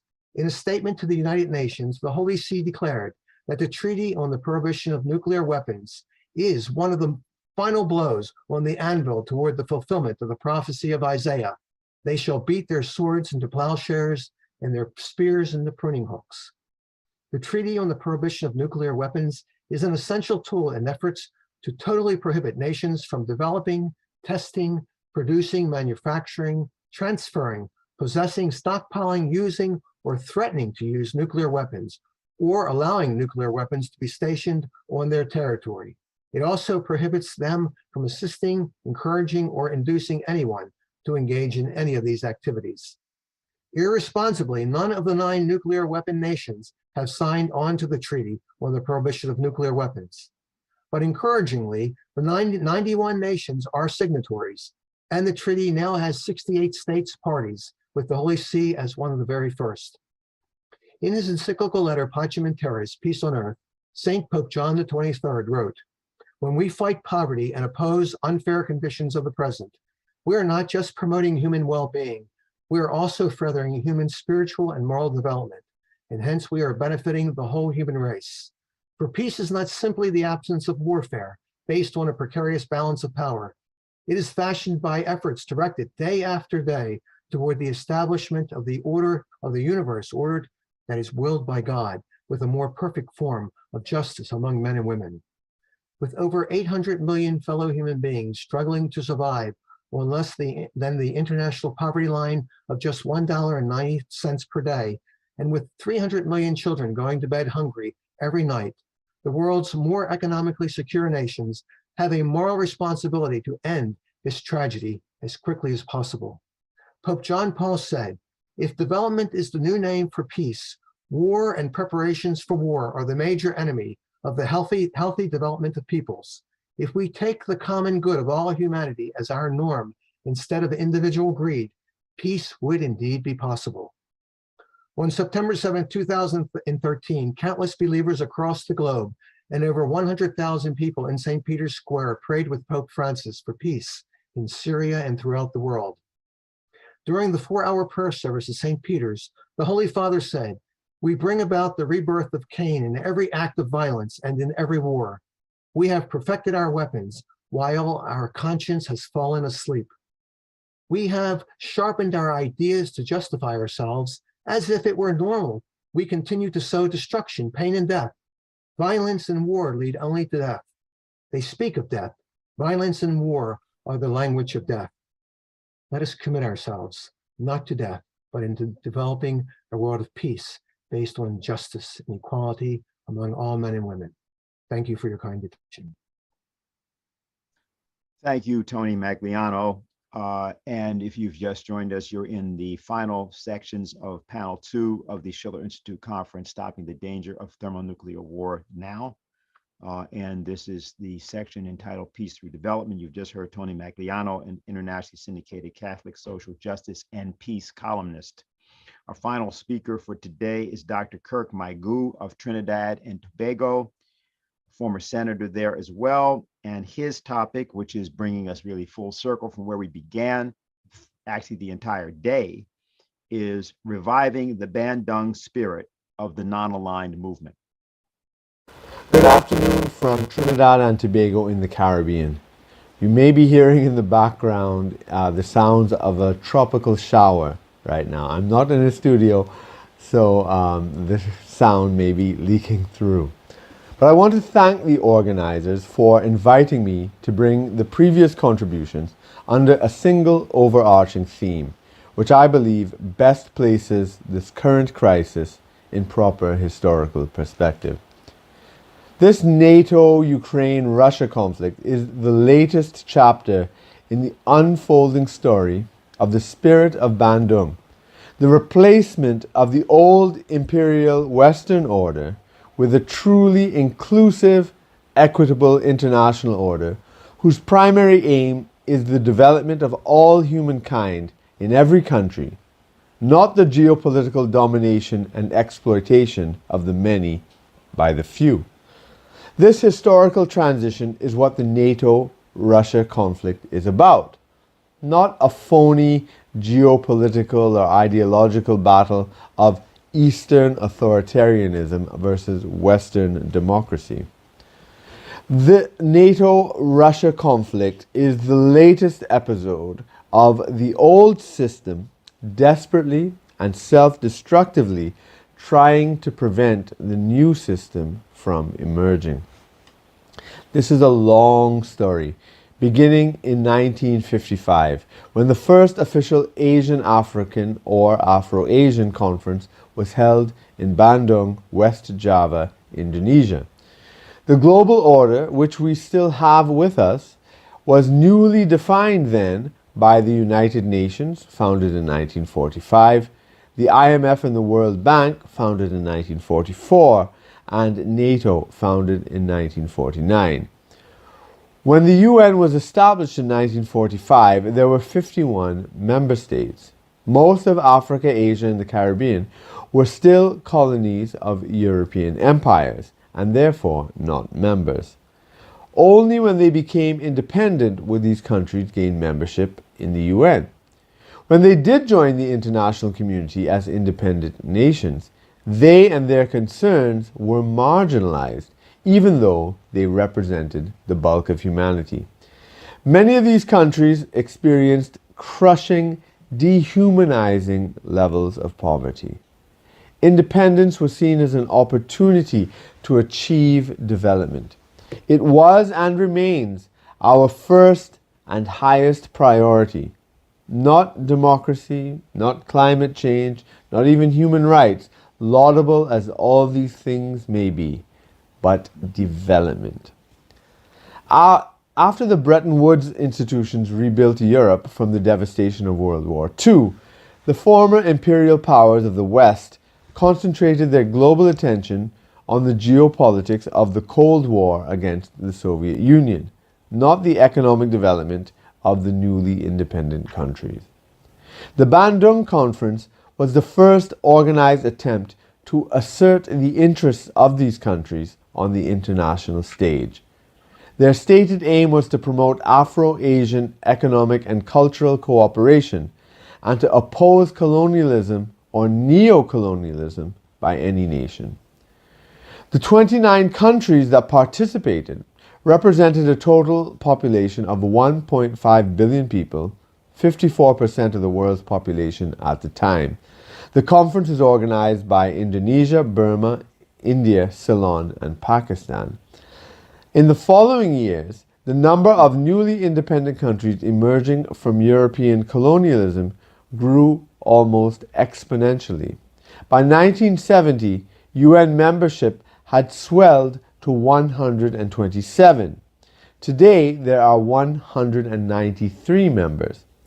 I want to emphasize that the coming into freedom of 142 nations since 1945, the majority of humankind, has been the most important development in human history in the last 100 years.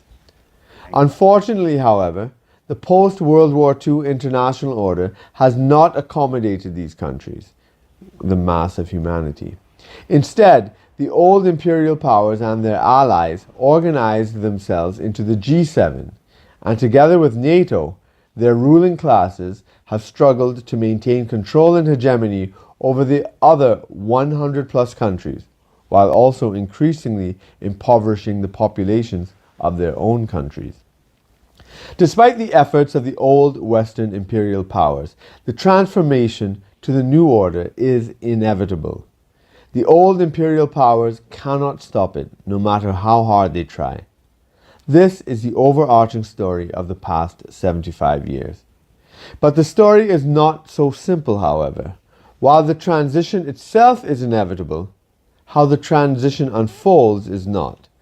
The questions have always been, how long will this transition take? What will the new system be like? Will the transition be peaceful or warlike? Will the old powers become partners in ushering in the new system? Or will they be hostile and aggressive?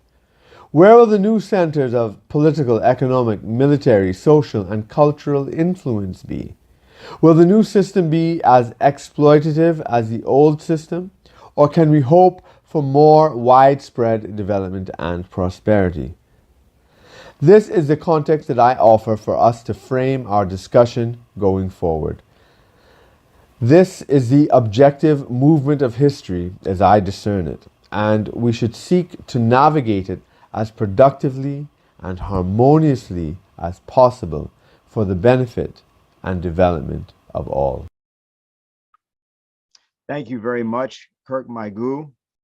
He is the final presenter for today. You've just heard Dr. Kirk Meighoo from Trinidad and Tobago on reviving the Bandung spirit of the non-aligned. And what we're now going to do is bring up the entirety of our panelists that are available. I don't know exactly who's still around. I do know that at least one of our panelists probably has to get going. I'm going to ask her to for any comments she may have in just a moment. So I believe that we've now beginning to get that. And that panelist would be Dr. Huerta, Dr. Maria de los Ángeles Huerta of Mexico. If you have anything you'd like to say, I know you played, of course, a sort of pivotal role in the convening of this entire conference process. So go right ahead. I think you may still be muted, so please unmute when you get ready to speak.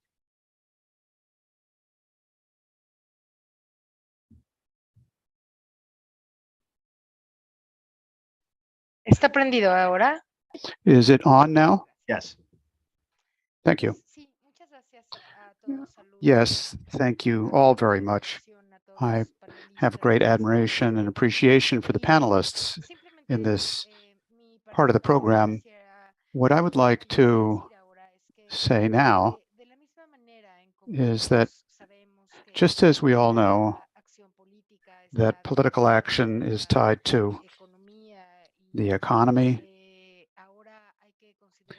we now have to also take into account, as I proposed, that also action that we take in the communication domain are part of what we have to understand deeply in order to change the state of affairs which are causing such problems as a planet. As Helga, who is in charge of the Schiller Institute, what she has called for with the citizens' mobilization to be able to stop this catastrophe, which the current war can lead to, war between Ukraine and Russia, that is so important. In the same way, we also have to think that one of the ways to stop this is by mobilizing the citizens of the world, but mobilizing the citizens of the world, I think, depends in great measure on the level of information which exists now about the matter at hand. I believe that the intention of these great powers is to take control of the narrative and therefore of the decisions of the majority of people, of the people in the world, by controlling and spreading that lying narrative, which doesn't describe, nor does it really address the problems of how to solve the problem. I think that the intention of the hegemonic global powers, in order to not collapse completely with this economic crisis, which we're seeing today, the political crisis as well, the war subject as well, is also, or they're trying to protect themselves by trying to globalize a version of things and narratives where that to not believe that it's the current economic model that's at fault, nor to understand that it is how the global powers have exploited the resources of the world. Rather, the silence which the citizenry of the world have been forced into because we don't have a way of expressing ourselves. I think the force of those powers is based in large measure on that. So the question is, how are we going to overthrow? How are we going to dislodge that hegemony? In fact, an organization of the sort that we're trying to create here, these seminars, these analytic seminars, are absolutely fundamental to understand what's going on. But it cannot continue to stay just at the level of people seeing or participating in this, a small group of people. We have to go making this larger. We have to make an effort so that there are many millions of people around the world who find out about and understand that the force of those powers is based also on the silence, on the impossibility that we as citizens of the world have had to be able to fight, to be able to carry out collective action, and to influence the key decisions. In the case of Mexico, we know what this means very well. We know what an autocracy means. We know what a dictatorship is of a party, which had hegemony and power in Mexico. A couple of parties that are pretty much the same thing, and they held power for 80 years, and we hadn't found a way to do it. And then we found that it was through organization, through mobilization of people in our national territory, which made this transformation possible. Perhaps this example can be a way that on a world scale, we can start thinking in a concrete way about how to overthrow, how to eliminate, how to go up against the brutal hegemony, which is destroying the patrimony of all. This is the patrimony of the world. It belongs to all of us, not just a handful of very rich citizens who are engaged in brutal exploitation. Thank you very much. That's all I had to say. Thank you very much, Helga. It's been a great pleasure, as always, to be with you, and we will continue to try to mobilize the citizenship of the planet around this idea moving forward. Thank you very much. Thank you very much, Congresswoman. And I'm going to go to Helga next, both for whatever she may respond to you and also any other remarks she has. So, Helga. Well, thank you, Congresswoman Huerta, for saying these words. I think you have put the focus very correctly of what needs to be the next step. And I think that what Mr. Meighoo said, I fully agree with, because in one sense, the Ukraine is only an instrument. It's only a proxy war. It's not the real issue. Because Putin has said this many years ago, if they would not have found Ukraine, they would have found something else. And the real issue is also not Russia. It is the potential of the non-aligned movement aspiration to overcome colonialism, which for the first time is possible because of the rise of China. Because, we as a LaRouche movement have been involved in this fight actually since 1975, when my late husband made a concrete proposal to have the International Development Bank replace the IMF and create a credit mechanism which would have allowed, I think it was at the time, 400 billion D-mark, or $400 billion. If this would have been transferred year by year through concrete development projects, the whole developing countries would look like a developed garden by now. This proposal was adopted practically 100% by the non-aligned movement in Sri Lanka at their annual meeting. And then, all these leaders got destabilized. Mrs. Indira Gandhi, Mrs. Bandaranaike, Ali Bhutto was, basically juridically assassinated. So we are involved in having been in the middle of this fight for a very long time. And because of the rise of China, the aspirations of the developing countries for the first time, have some weight. It's not just a program and an idea, but economic development is taking place. The Belt and Road Initiative is a very powerful dynamic. It is the biggest infrastructure project ever in history. So I think we are not in a hopeless situation at all. And I think what was good about this discussion was that, it reminded us that, actually in this conference, we had elements of people who touch upon all the forces which we could mobilize. For example, if the Pope, indeed, he has even offered to make the Vatican the site of negotiations. He said he's friends with Putin, he's friends with the Ukrainians, and he is willing to mediate the dialogue. I think that's one of the more promising proposals, because the Pope, there are more than 1 billion Catholics around the world.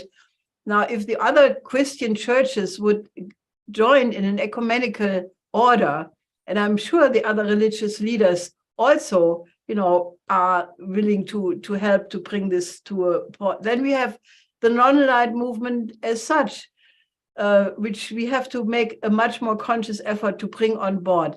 So I think if all the people committed who participated in this conference would be committed to really go out on a limb to help to bring in their respective, the people they are in touch with, or they can touch the legislators. You already made a very important step, Congressman Robles, and you have made this call. I think that has to be amplified. We had several former ministers and presidents at this conference, which, if they would make the commitment, to reach out more consciously to other former ministers, to other former diplomats, I think we can really get a steamroller in the short term. And I think it must be very short term, because I think, the Polish missile has demonstrated, the danger of new fake false flag operations, all this talk about before the end of the year. So I think we are really in a very big crisis point. But I think, if we get out of this meeting with the commitment that, we really do all of these things, and maybe we should be working together a little bit more closely, even, between these conferences. We are in contact, but maybe we should have a steering committee out of this group to, be in touch much more concretely, reach out. Everybody of us knows that there are so many groups right now who are waking up to this danger, but they are divided still to a very large. For example, I give you one example. I was trying to talk to a peace group in Germany, and they're very good people, and they have issued now a call that the war has to be stopped, because otherwise the impact of the military on the climate will mean the tipping point of the climate comes earlier, and that will be the real catastrophe. Then at the same time, another group of climate scientists have just made an appeal saying there is no climate emergency and we should stop the war because that's the real issue. So you have two groups of scientists who are all concerned to stop the war, and they have a disagreement on the science about climate. And you will find a similar division, on many other subjects. And I think we have to somehow get people to say, let's discuss climate science separately. Let's discuss other issues separately, but let's really concentrate on stopping this war, because, if that happens, and I think what Professor Starr presented today again, it just shows you that either you mobilize for that first, and then you find even the room to discuss other issues. So I would suggest that we make a steering committee out of this meeting. And if people agree with what I'm saying, we should go into a much higher profile of action. Okay, I would like to just do this. There's a question actually that Nick asked, which was sort of along that line. Nick, you may want to ask that. I also want to indicate I've got questions for Dr. Meighoo and also for President Ramotar. There are other particular questions as well, but I just wanted to indicate that. So maybe, since I think your question was pretty much in that line, Nick, and you submitted it, why don't you start us off with that? I would be glad to. And I also want to say, first of all, thank you to Helga, Daniel, everyone who has organized this incredibly important conference today. It's an honor to be here. And what you've said, Helga, what everyone has said today resonates so strongly with us at the People's Party. My question was for the former president and legislators who've joined us today, and it was about reviving the non-aligned movement infrastructure. It was said by one of the speakers that the non-aligned movement has really gone into a state of very low activity since the 1990s. And so the question was, how can we reconvene and strengthen the non-aligned movement to advance a new global security and development system? And also, what steps could we take ahead of the 2023 NAM summit in Uganda? And perhaps more fundamentally, do you believe that the non-aligned movement is the best forum for uniting the world around replacing imperialism and creating this new global system rooted in peace and prosperity? Thank you. Okay. Anybody like to take that in particular? I'm looking for hands. President Ramotar, you have your hand up. You're still muted.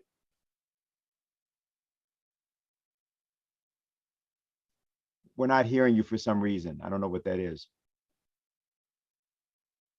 No, we're still not getting an audio. I'm not, at least. Jose, you have any idea of the problem? You hearing me now? Hello? Yes, now you came through. Okay. The non-aligned movement has been in a very low profile. I don't know how long it will take to get that revived. I mean, it will be good. It will be a very, very good thing if we can manage to create back the interest among third world countries to get it activated again. That would be fun. But I'm not sure how successful it will be and how long it will take. But I see more prospects in the BRICS movement, it looks like to me. That is the one that seems to have some kind of momentum at the moment. And what we need right now is urgency. And therefore, I would say that maybe more attention should be paid to that. That development seems much more promising than getting the non-aligned movement revived at this point in time. The non-aligned movement could be probably a medium-term activity, but I think it will take a lot of time and a lot of organizing to do, because a lot of the countries that formed the non-aligned movement now, a lot of changes have taken place among them, and not the total question of there's certain amount in many of these developing countries where the ruling circles have aligned themselves with imperialism, and I think that that the thing that united them at the beginning, with the colonial question and the neo-colonial question that was strong immediately after independence, is not so strong at this point in time. So I believe the mixture of developing countries as is emerging with the BRICS might be a better promise at this point in time. Thank you. Kirk? Yes, I agree with President Ramotar, my Caribbean colleague. Nice to be here. But yeah, definitely. I mean, the non-aligned movement is still formally around. It's 120 countries. It still remains the largest grouping of states worldwide. But the dynamism has gone, and it has sort of morphed into the BRICS, as President Ramotar has said. And really, I mean, the spirit of Bandung, the Afro-Asian Conference, was actually separate from the non-aligned movement when it started in '91. So there was a passing of a baton to that organization. And I think really what's happening now is that there's the passing of a baton to the BRICS. But you also have things like the Shanghai Cooperation Organization, the regional things like ASEAN or CARICOM or the African Union and so forth. So we have all these other bodies, and but I think the BRICS, as President Ramotar said, is leading the way, and it really forcefully deals with the pressing opportunities and questions of the time, and that is, you know, the economic realignment of the global financial system. And yeah, so I think that although it may not be the non-aligned movement organization itself, the movement is pushing forward with the BRICS, and that's what we have to be building. Okay, Helga, I see you have your hand up. Well, I'm a little bit more optimistic about the non-aligned movement. Maybe that comes from the fact that I just today at this conference met an acquaintance, Pedro Paez, the former economic minister from Ecuador, because we just a couple of days ago joined a conference, which was a one-week conference from Jakarta to Bandung to Surabaya to Bali. which celebrated the 66th anniversary of the Bandung Conference, and it brought together a broad array of professors, intellectuals, and civil activists from many, many countries. So, and they all were discussing that what needs to be defeated is colonialism in its new form, because everybody agreed, that it's not true, as Sukarno said, President Sukarno said in 55, that colonialism, despite the independence, is not finished. It just continues to live in the form of economic dependencies, of not having access to credit, of having conditionalities, of having all of these things. So the form has changed of colonialism, but it still exists. And there is now a big desire to end that with a new economic system, which is already in the process of being made. All of these countries are involved in discussing a new currency based on hard commodities and not on currencies.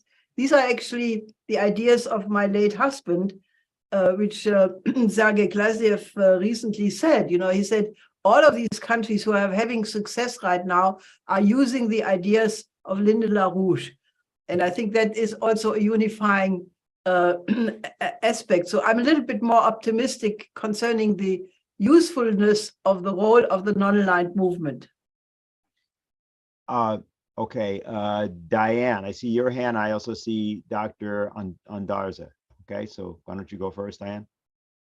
Okay, just, one thing that I think we have to bear in mind, which is that the impetus for this military policy is the inevitable death of the transatlantic financial system. And it seems to me that as we are seeing with the Eurasian Economic Union, the BRICS, and what Helga was just talking about, those of us involved in this dialogue absolutely must collaborate to make people aware of the danger of thermonuclear war. But I think we also have to really think there will be a new system. It might be the end of all of us, or it might be something much better. And I think it is also very urgent to consider the parameters, what is necessary for mankind. I really wish I had had time to write down everything you said, Helga, at the beginning in your the items that we should consider for this, because I think given that fact, we have to keep this very much in mind, the end of this transatlantic bubble held by the City of London and Wall Street, and what we would like to see created to replace it, and how is that shaped by our view of the dignity of human beings and certain priorities. That's all I wanted to add. Okay, Dr. Ondarza. Sí, muchas gracias. Pues es extraordinario todo lo que hemos podido escuchar a lo largo de... Well, thank you very much. Everything that we're hearing here is really extraordinary. What we've heard in this panel, the last one as well. And I would like to add that we're living in a real world war right now, the great nuclear, chemical, and biological risks. This in a context of a crisis, which is recession, a financial crisis, which is international in nature, in a period when lies and deceit are part of the post-truth. And this based on the death by hunger of millions of people in the planet, which is occurring despite the fact that we have an arms race whose spending is more than enough to get rid of that terrible problem of hunger. The extermination of the human race is before us, and it is in front of us. This liberal system has failed. Corruption, for example, in the World Health System internationally is about $500 billion yearly. We need, therefore, a World Health System which is different on a planetary scale. It has to be universal, it has to be humanist, and it has to be committed to putting an end to the danger of war, hunger, and that creates the physical, mental, and social well-being and health of humanity as a whole, and contributes to their interdevelopment. That's what I would like to say, and I thank you very much.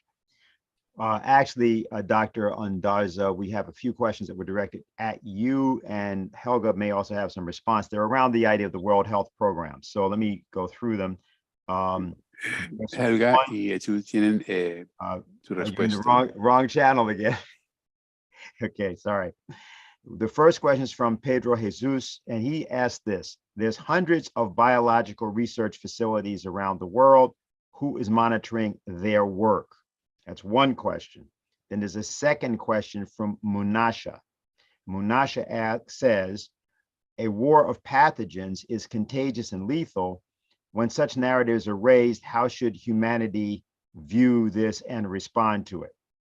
Okay, that's the second one. Well, actually, those are well, there's a third, and it's sort of a much more general question, which is, how can we expect to have cooperation on these matters unless there is transparency among the nations about this idea of biological war? So I'm going to direct those to you first, Dr. Ondarza, and I hope that Helga's going to have something to say about this, because this is something we've been sort of back and forth about for a couple of years on the World Health Platform question. Go ahead.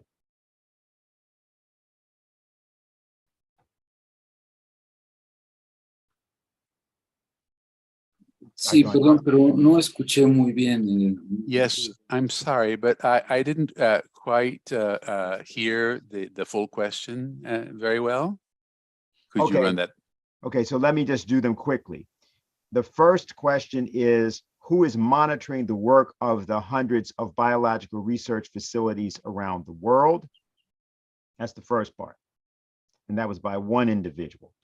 The second individual simply said, well, since this war of pathogens is lethal, how should humanity respond when the idea, or he used the term narratives, are raised, but he means, this process begins.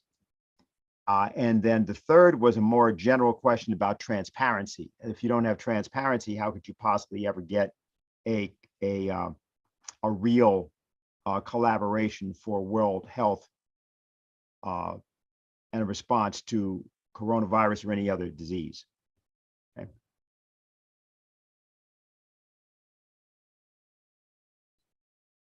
Sí, muchas gracias, Diane Sayer. Pues en realidad es el grave problema, que no hay. Well, thank you very much. This is really a grave problem, because there's no way, there is not a monitoring system, there's no transparency of the secret work which is being carried out in these laboratories. That's the complaint and the doubt which governments in Moscow and Beijing also have. The problem is, what's implicit is the issue of the spending of the private sector to different pharmaceutical companies. They're very powerful, they're very strong. Some of them are the ones that are involved in the production of the vaccines, and they've developed some vaccines during this pandemic, the COVID-19, and they're very closely connected to these vaccines. And at the same time, the investment that the huge amounts of investment, the incredible amount of money that the Pentagon and so on are spending and is being wasted. So I think that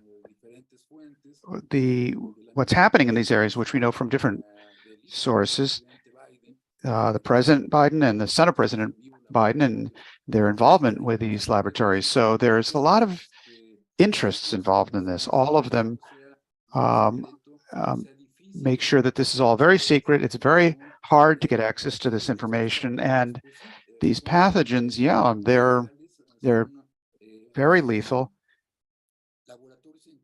These are laboratories that have a dual purpose, according to what has been asserted by the different powers. On the one hand, the development of these germs, these pathogens, and to increase the different capabilities of these pathogens in terms of their lethality. And on the other hand, to reduce the possibilities that different antibiotics, different medicine could actually deal with these lethal mechanisms. And they've also developed new means of delivery, such as migratory birds, drones, different ways of spreading aerosols, other kinds of bombs which could be used and could disperse these pathogens, these diseases. This is a cheap economic way of quickly contaminating the entire population. And as we've seen with this pandemic, this is not easy to control. They definitely are not easy to control. And it can propagate throughout the entire planet. So using these kinds of weapons involves a real suicide, a real shooting yourself in the foot, the backfiring of what you're trying to do for anyone who's trying to develop this. Because these kinds of weapons, no one will be safe from them because they will propagate throughout the entire planet to every country. So either we have to have a clear view on this, and that's why we make an invitation to civil society, to doctors, to nurses, and others for them to be aware of this kind of problem and help us to waken people up in that regard. Thank you very much. Thank you. Helga? I think you're muted. Because this obviously involves, intelligence and surveillance methods and all kinds of things. I really don't. I think the only answer I can give is that, maybe at the point where the human species is about to destroy itself and comes up with so many ways of doing it, it makes clear, and I can only remember discussions I had, especially with Kraft Erika, who was this extremely visionary German-American rocket scientist. And he, at the end phase of his life, always said, and he developed the rocket of the Apollo program, and he was very visionary concerning the colonization of the moon and the Mars, and his writings are still among, if not the best around, still today. So he was a total scientist, but he said, it's not science which is the problem, it is man. And that's why he appreciated the work of the Schiller Institute and the approach of the aesthetical education of men, because unless we get people to be better people through aesthetic education, there is no guarantee against that. And I think that, Schiller was concerned with these matters. And if you read, for example, Maria Stuart, he had also a very beautiful role for the Catholic Church in that aesthetical education. So these two things are not a contradiction, but they should really work together. Religion and aesthetic education both have a role in trying to improve human beings who are right now, at least in many countries in the West, in a real crisis, a moral crisis, a decadence crisis.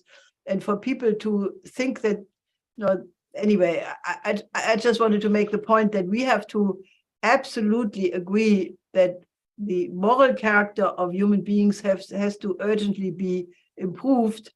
That's not a short-term question I'm aware of, but that's the only answer I can give right now. Okay, very good. I think Mr. Magliano had something to say. You're muted.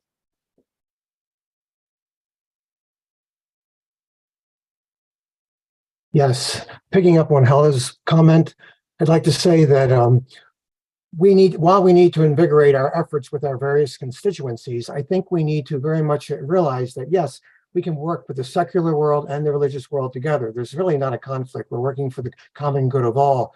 But I think for those of us who are believers, we need to very much realize that we're not doing this by ourselves, that if we appeal to the Creator and follow her way outlined in our various scriptures, I think there's a golden roadmap for us. So I think if we're not embarrassed to, and I'm certainly not, realize that we need to bring God into the question in all these deliberations. We can't do this our own selves. We're not the creator. There is the Creator. And all we have to do is look at nature and the universe and realize that there's an intelligent force behind this, and whom we usually call God or Deus or any other name in the various religions. He's the one who has made all of this. So I think it would be wise for us to not act like we're all little gods, and that we look to him for guidance and leadership and for strength. Having said that, most important point, I think, we have our part to play too. We have free will and rational reasoning. And the founder of the Jesuits, St. Ignatius of Loyola, I think said it very well. He said, we must pray as though everything depends on God and act as though everything depends on us. And we often, I think a good follow-up to this is that on our part of all of this, we sometimes think that we worship ourselves, our nation in particular. Often we're very nationalistic. And the great Jesuit paleontologist Teilhard de Chardin said it very well. He said, the age of nations is passing. The task before us, if we are to survive, is to build the world. And I think that should be our next movement in evolution, that we become less national citizens and more global citizens.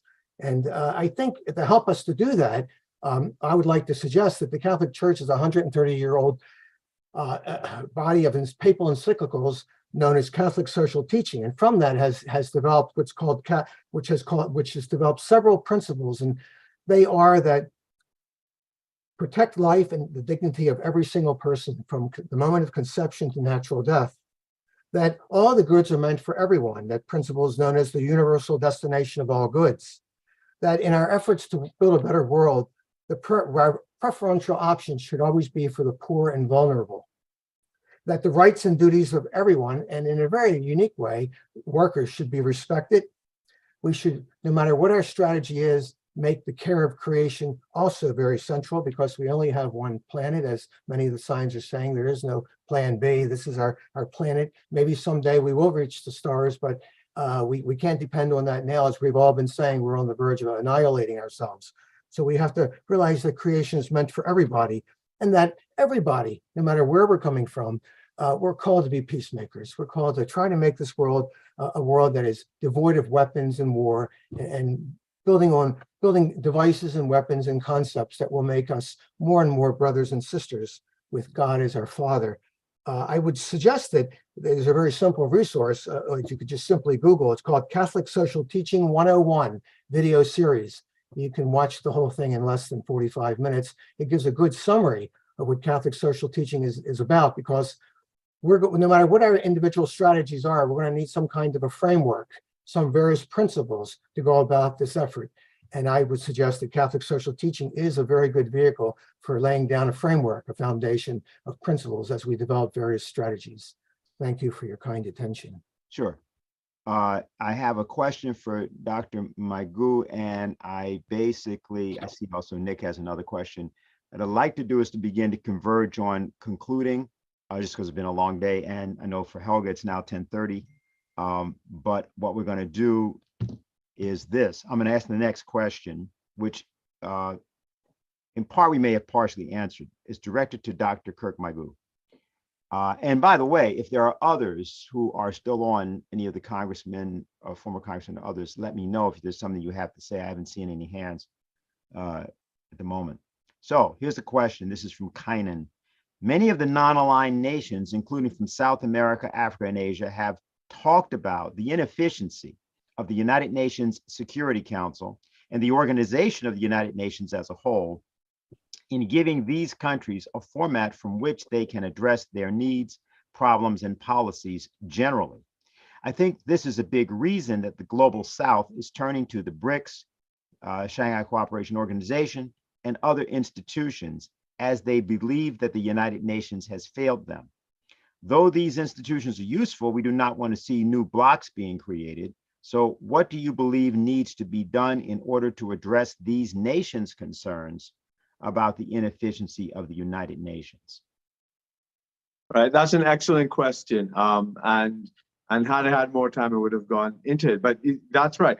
As soon as these countries became members, their interests were marginalized, and there have been many attempts at reform of the UN Security Council. India, for example, has been long searching for and lobbying for a permanent seat on the Security Council and has been denied. There's been so many programs for restructuring that.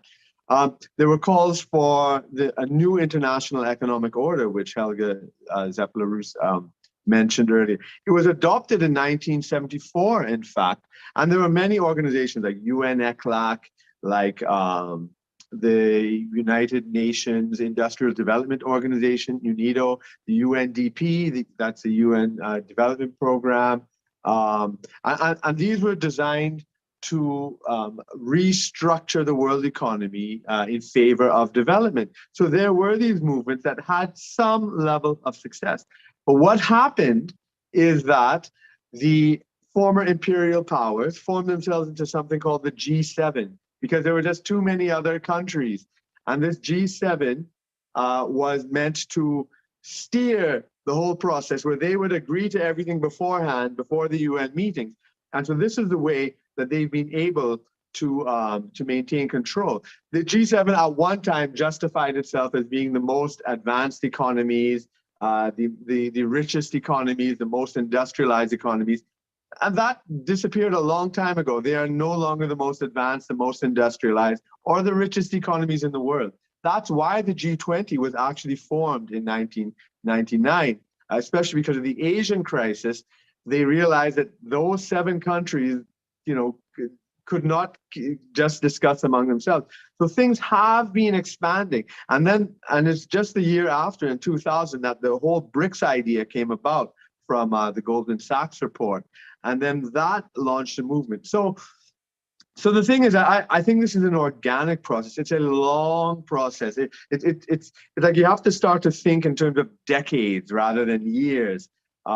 And it's been happening from the 50s. There were movements in the 70s, reverses sort of in the 80s, and then from the 2000s, especially with the objective growth of the BRICS, it's been moving again. I think our numerical dominance in the United Nations, when I say our, I'm speaking of the developing countries here, and hopefully allies elsewhere, right? But certainly the developing countries. I think our numerical dominance can transform the UN. Now, like the International Criminal Court, which was actually started by the Prime Minister of Trinidad and Tobago, when that was forwarded, the United States opted out of it. All right, so maybe the former imperial powers might want to opt out of the UN. You have people like John Bolton and all these critics who always talk about the UN as a waste of time when it goes against American interests. Hopefully, that will not happen. I think that there is hope for the UN to be reformed still, and it's going to take a while. I think the BRICS are crucial for that, because that represents our economic strength and confidence. That will spill over there, and hopefully the G7 powers will want to play cooperatively. But we saw just in Indonesia 2 weeks ago, what happened at the G20 was the G7 formed their own little meeting within the G20, which I found quite totally disrespectful, trying to tell the G20 what to do, to ally, to denounce Russia, etc. So the G7 countries, the leaders at least, I know there are many people here from G7 countries that don't have that mentality, but the leaders at least still have that imperialist mentality. And it's something that we have to keep working on. There has to be internal transformation in Europe and America as well to accommodate this. But I think it can happen, and it is happening. It's just on a slow time scale. Okay. There's a question actually from Mike Eby I almost had, not overlooked, but I just had gotten, which is important partially in this regard. And the question was, if we get rid of those behind monopoly, we could produce food in abundance, right? End famine. These crazy carbon credits, etc., like cryptocurrency, have to go. Farmers need to farm. And dairy is a wonderful example of the application of technology on a family scale. So that's what the remark is. So Mike, if you have some comments. Yeah, I would. I love to see the small family farms. I'm one of, it's been in the family for 7 generations for me. still living here on the property, but unfortunately no longer milking the cows, as I said earlier in the talk that I had given. But yeah, I truly believe if there would not be the stranglehold of the monopolies, specifically a monopsonist, as I kind of explained, is that they're eliminating the buyers. When you have cooperatives that in essence go out there and they've eliminated their competition, or they've merged so that they're no longer a threat, then you've given away the opportunity for small producers really to be able to compete. There's no other place to go. So if therefore they choose not to involve you in their commodity, you're gone. And that, comes right in with the carbon credits too. If you're not large enough scale, then you do not have the opportunity to be able to be even looked at for a manure digester on your farm. It's really getting to the point where if you're not 3,000 cows or more, you will be out of the equation. And the way the U.S. is at this point, I will say it will not be long until there will only be 1,000 farms, each milking 10,000 cows. And that is the death of the individual, independent family farm, specifically in dairy. It's already happened in beef and pork, but dairy is next, and beef is well on its way. So yes, I agree 100% that if we were to eliminate the monopolistic control of these entities, specifically in the dairy, specifically in the beef, through the processors, through the packers, it would be a different look in industry, and farmers could compete. All right. I think that's pretty much we're because of time largely. I think also, Nick, you had something else you wanted to raise. Is that correct? Yes, I had a brief question building on what Kynan asked, if there's time. Sure, go ahead. We'll take that and then we'll go to summary remarks. Okay, I find the conversation, Dr. Meighoo, that you answered Kynan's question about the role of the United Nations.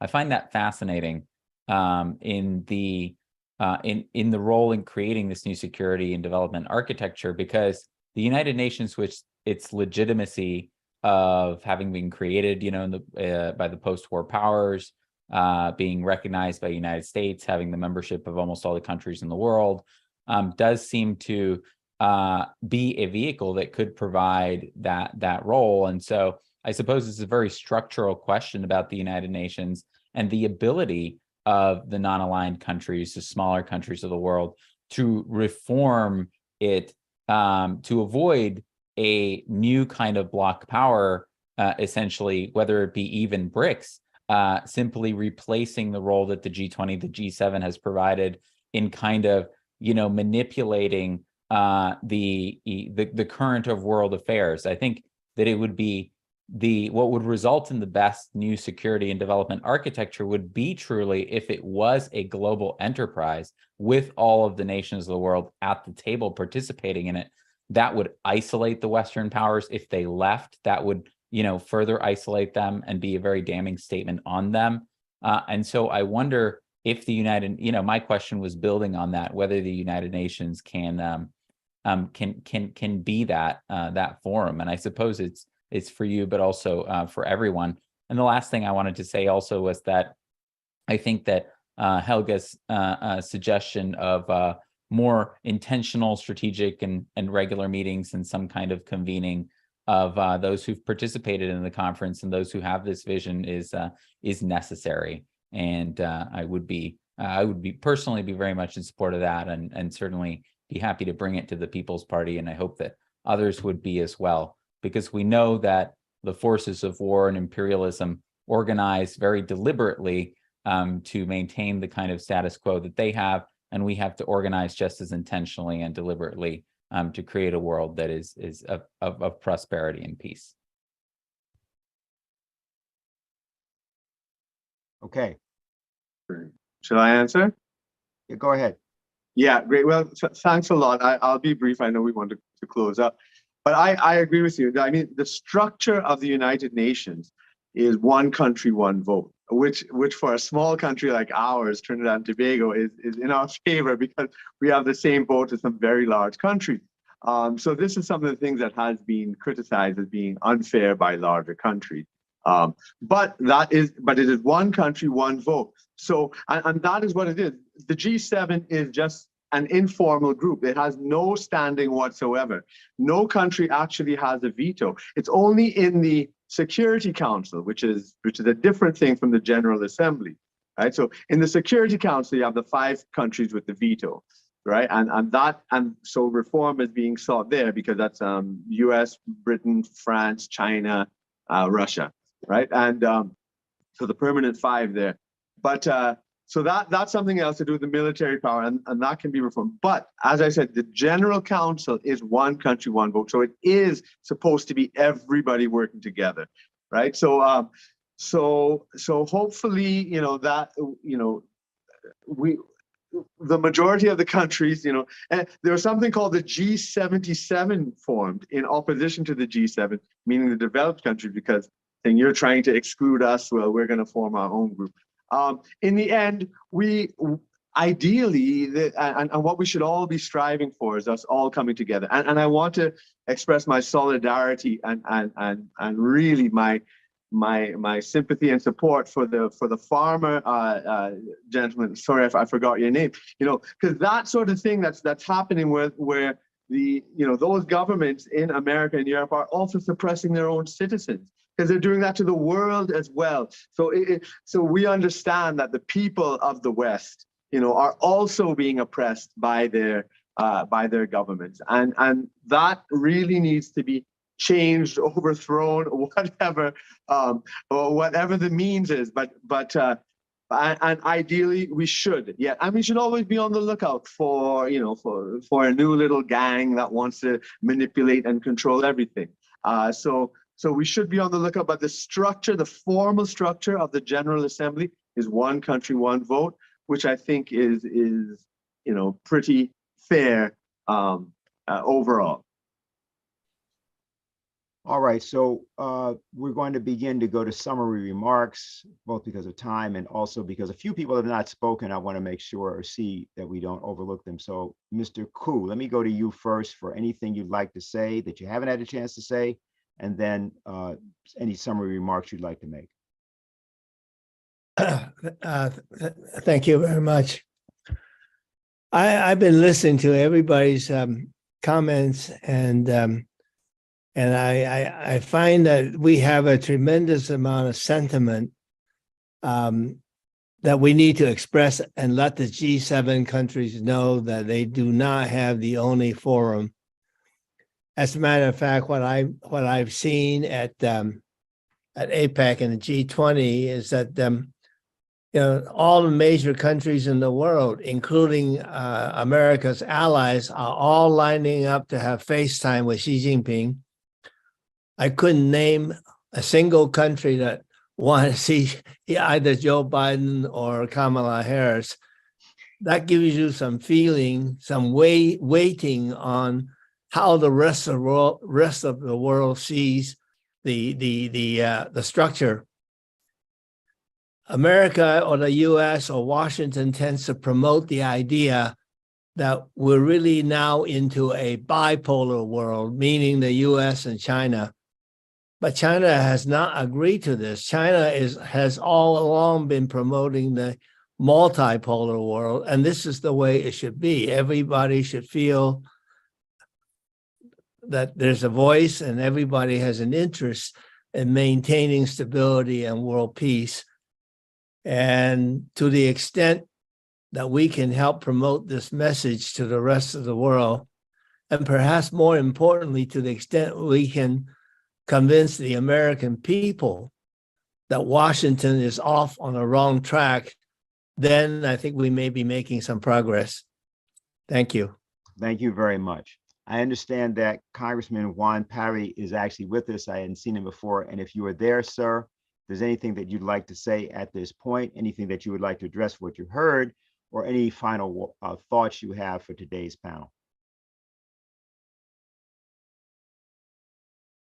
Bueno, escuchando las diversas participaciones, creo que se centra un concepto. O sea, no podemos estar en esa disyuntiva de decir lo global y lo específico y lo particular. Es algo que va en constante interacción. O sea, ver un mundo solamente unipolar o hasta bipolar simplemente hace que, como si viéramos la Tierra totalmente plana. Excuse me, I think we're missing a translator. La Tierra es con múltiples condiciones económicas, sociales. The world is not a plain field. We can't think of the global world and the particular world as separate matters. The world as a whole. To not think of this, to not understand this, is to think of just a world that is totally globalized or unipolar only. This would destroy life itself and the diversity of life which does exist. The countries have their own potentials, they have their way of thinking, they have their cultures, their way of acting, and I think that that's very important. So this relates not only to the issue of war, but how do we govern ourselves as a world? How do we understand ourselves as a world? How do we understand the different cultures of the world, the different cultures which can be activated to save the entire world? Because a world could be led into a general collapse by war. This would be general destruction. We will end life altogether and therefore we have to develop alternatives that will allow us to understand each other better, to live better with each other, with nature, with the world, with ourselves, with our friends, not only with our friends, but with everybody. We have to live well with Mother Earth, but we also have to live together among ourselves as brothers. For example, in Peru has a number of original language. One way of communicating is to speak about brothers and sisters in Quechua. This is not just a familial question of the family, but rather speaking in philosophical terms, that brothers and sisters, because we all have the same mother that we must defend, and that is Mother Earth. And that's why it's extremely important to think and understand that there are different cultures in the world and different ways of understanding them. So I think that's really fundamental. Now, on the subject of war, I think that our countries understand that if we do not have sovereignty, if we don't have food sovereignty, if we don't have energy sovereignty, this is necessary so that people can live in their own spaces and be able to eat their own food, have their own food. And when we talk about energy sovereignty, we're talking about how their economy has to function, that what that economy has as tools or as a way of life. Each country has to be able to do that. That's important. That's what we're being taught by the current conditions today. We cannot simply depend on what will come from outside. We have to start to think and build inside. It's not a matter of being autarkical. The point is we have a big world, a big village, but we also have local specific situations. So how do we relate the particular situation with the general issues of our planet? That's very important, I think, to find that equilibrium. Okay, thank you very much. I don't know whether Senator Robledo is with us because we're not certain about that. So I'm going to go to someone else. I'm going to ask first of all, Senator Robledo, are you there? If not, at least you're alerted now, and we'll come back to you if you're still live. Mike? Do you have any final words or thoughts? You're speaking of me, Mike Eby? Yes. I would just like to say thank you for the opportunity to join today. I know agriculture is not necessarily the big topic of the issue, but it's amazing how when you include food, it's everything. So I think it's very important that it was part of the conversation, and I thank you for those who were presenting for listening. And if you have any other questions at any time, please feel free to reach out. Thank you very much. Nick Brana. I want to thank the Schiller Institute, everyone who's spoken. This has been a very illuminating and necessary conversation. We are on the verge of a new global system whether it is going to be the extinction of humanity or a return to the Stone Age for whomever survives nuclear winter, or one of the many other existential calamities that are on the horizon if we don't change course, or whether it's going to be a prosperous and abundant world, I think is the question of our time. And so it's been an honor to be here and discuss that with all of you. Thank you. Okay, I understand that Senator Robledo actually is there. Is that right, the case?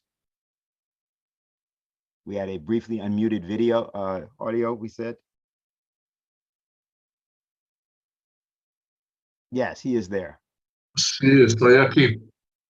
Sí, sí, estoy aquí. Yes, yes, I'm here. Okay, so what we were asking, sir, was about any summary remarks or thoughts, because we're at the end of the entirety. We wanted to give everybody a chance, especially those that had not spoken in the questions and answers, that now say something as we close out the conference. No, just to send you my greetings, and I'm very happy about what we've done here. We have to continue with these ideas because, again, I have to repeat, we're in a very high risk in the world right now. I think that it's 40, 60 years since we've had a situation that's as dangerous as today. But this is much even more serious than what we lived earlier years, because we have now destruction, we have killing. So I think we have to insist on persuading those who may have a different point of view, we may have a point of view, they may have a point of view, because we're talking about the danger of a nuclear world, and therefore everybody in the world would be losers in this. So the idea of uniting, that we have to bring the United States, Russia, Ukraine, and have all of these countries find a way to bring war and to reactivate their economies. This is fundamental for everybody. And we do have to transform the world, and it's necessary to get rid of this war danger. So I think that what we're doing here is absolutely the right thing to do, but we have to keep doing it more, because the more people who understand us worldwide, the greater change in mentality we can bring about. So again, my appreciation for everyone who's participated in this, and thank you for your involvement. And this is very important for us coming from Colombia to think about these matters. Thank you very much. Tony Magliano, any final thoughts? Yes, Dennis. I think a practical matter would be for us to think about strategies to get the word out to the larger public, social media campaigns in general, any way we can think of to get the message out to the larger population. I think so that we're not kind of in a box here, the good box that it is. And so I think people far more versed on that than me should be putting their thoughts to that on how to get the message out. That's one thing. And I think if we could develop a way of thinking, not them and us, it's like Martin Buber, the great Jewish philosopher, said, it's I, thou. And I think we have to think in that kind of a mentality. It's not the Russians and the Americans. It's not the North versus the South. It's not the poor richest versus the rich, or the capitalists versus all the rest of us. I think we have to develop a strategy where we open our hands out to everyone and say, you're my brother and you're my sister. And how can we develop that in a way that that's effective? And I think that would be a strategy that would be non-alienating. People wouldn't get their defensive walls up right away. Let's try to break down the walls and think of ways to build bridges. And I think as we concentrate on that a little bit more, we'll be more like who we are. We're all made in the image and likeness of God. And we know that our God is good, because just look at our world that he made and the universe. And it's wonderful. And after all, that's how Genesis begins. After he made everything, he said it is good. So let's build on that goodness. And thank you for letting me participate. Thank you, sir. Dr. Meighoo. Right. Yes. I've said a lot about the process of moving forward, this historical process, and I'm actually very optimistic. And I do want to mention with our last commentator and also the commentator from Mexico and Donald Ramotar about the media aspect. That's very, very important. And I want to invite people here to participate in a story club network which I am involved with, which is based in India and in the Caribbean and in the United States. We've had many people on the Schiller Institute on the program before. We will be getting Diane Sayer again. We've had Helga a couple of times, Dennis Small and others, and because we need to build. We need to build this as well. We need to build a new economy, a new media, a new political architecture, and we just have to be building. And I think that's what we're doing here. And I look forward to continue building with all of you. Thank you very much, Dr. Meighoo. Is Dr. Ondarza with us? I saw him before. There he is. Very good. Any final thoughts that you'd like to leave us with today? Pues únicamente agradecer el Well, just to thank you. Thank you for the honor which you've given me and my country to be able to be with you here today in these all three seminars which we've carried out to date. And this effort is it's a very important, big effort which is being carried out. It's our obligation to preserve all forms of life that exists on this planet. Of course, the human species, which is above all responsible for everything. And we have to have that health system on a world scale, on a global scale, which is universal and hopefully free as well, and which is humanist in orientation to make this a reality. So thank you very much to the Schiller Institute. Thank you very much, sir. Diane Sayer from America. Yes, I'll be very brief. This is to President Biden and everybody who likes to run around the world speaking about democracy, that you would do well to remember that the United States represents only 4% of the world's population. That's it. Okay. President Ramotar, I want to ask something from you as you do a summary, because you are a former head of state. And clearly, from the standpoint of all the questions, both from the standpoint of war and from the standpoint of development, you've had to carry out policy. You are someone who had executive authority. And as you look at the situation, both in terms of what we've talked about here, but also in terms of the assembly of what we've assembled here in the course of this conference and the subsequent previous conferences, what would you have to say to us concerning how you think we have to address this coming situation, both from the standpoint of the danger, but also from the standpoint of the opportunity? I think you're still muted. Yeah, thanks. I just want to echo the sentiment that it was a very useful conference, and I'm very happy to have participated in it. I think at the moment, it is very, very clear to all of us that the most important question now is the question of peace and how to avoid a nuclear catastrophe. And that is where I think our focus should be on.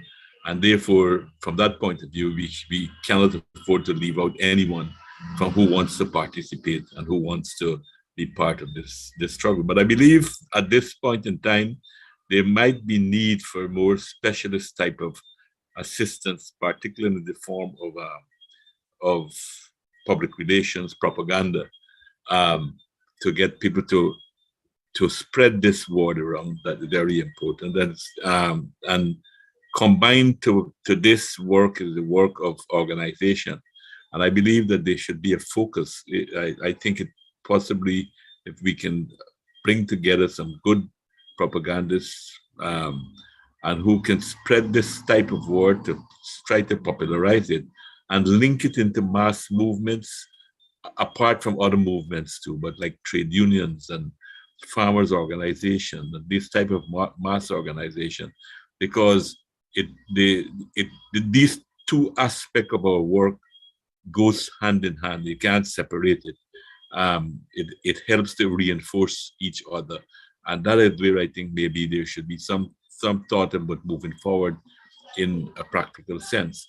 There were some very interesting ideas that came out, some of which maybe more from intellectual curiosity at this point in time that will make it different, because as I said, the main issue is the whole question of peace. But there are issues, I think, that needs to be trashed out and clarified among ourselves. For instance, the talk about monopoly production and small scale production. I think both has to be, you have to have both of them, because I think the world today demands some level of what we have to do is try to strip the monopoly of their content, but we need large scale production as well to feed a world of 8 billion people. Let's say in agriculture, if you talk about agriculture alone.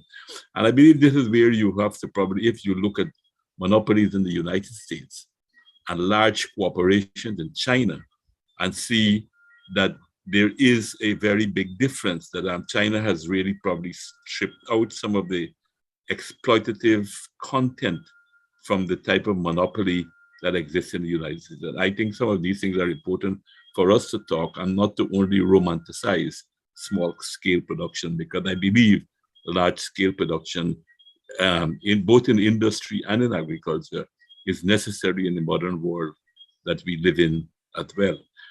Finally, I think it is very clear that the United States is the most important country as far as this issue is concerned, and many other issues. And therefore, I think we should probably have more time to study what is really taking place. I would have liked to ask the American participants in this conference. I know that Diane made comments on it, but more in passing. But how do we really understand the last election? Because to me, it was a peculiar election. The voter turnout was higher than normal. It was a big turnout, which tells us something, that there is a rise in consciousness in the United States. But then the results that we got was not expected, I believe. I think it was expected to be a massive red wave. But what happened? Why did this not occur? Because I think all of us must pay attention to what goes on in the United States. It has the biggest influence, the biggest weight in world politics, and these are issues I think maybe at another time might be useful to discuss, to focus on the U.S. itself, for us to have a better understanding, mainly from our American friends, about the mechanism and how the society really works. Because if I may just give my one brief, I know I'm speaking too long already, but I remember when I read this book by Dick Clark, Against All Enemies, after the 9/11 attack. And when I read this book, I suddenly see that the United States can probably run without an elected government. The bureaucracy is so powerful. It's so strong that, I mean, immediately after that attack, it was the bureaucracy that took over and ran things until people got back into a normal key, which tells us that apart from the elections in the United States, it's the nature of some of the bureaucracy that probably has to be examined of what is determining things in the United States. I mean, these are just ideas I want to give out to the Institute, with that maybe they can see if there's any useful thing in it that we can look at into the future as well. Thank you. Thank you very much, President Ramotar, and we will certainly take that into consideration. And there are various of us who have various ideas about that. We'd be very happy to discuss that topic, and it probably needs a larger, more extensive all-day panel of its own. So we'll come now to Helga Zepp-LaRouche. And of course, you're going to have more than the comments, so go right ahead.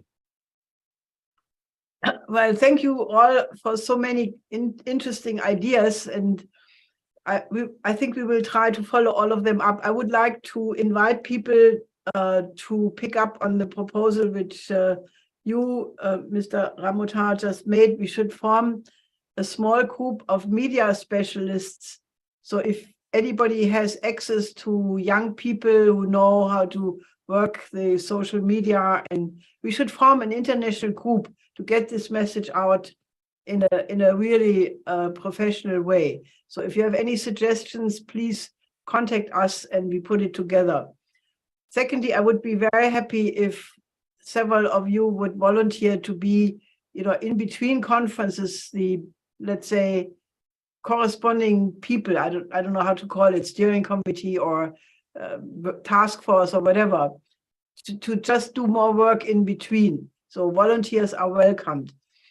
On the United Nations, I think it is an irreplaceable body because you want to have a representation of every sovereign country on the planet, and the UN is the best form which has been developed. It needs reform, that is also clear. And I think that the one thing which it really would need, and we have criticized that in the past, that you cannot work with pure democracy, because democracy does not work for the reasons Plato and Thucydides already discussed. So it needs, in my view, a metaphysical underpinning. And what I mean by that is, you need some, and it has to be representative of the entire human species and all the different cultures. You need some metaphysical reference. The religions obviously would say it is the creator.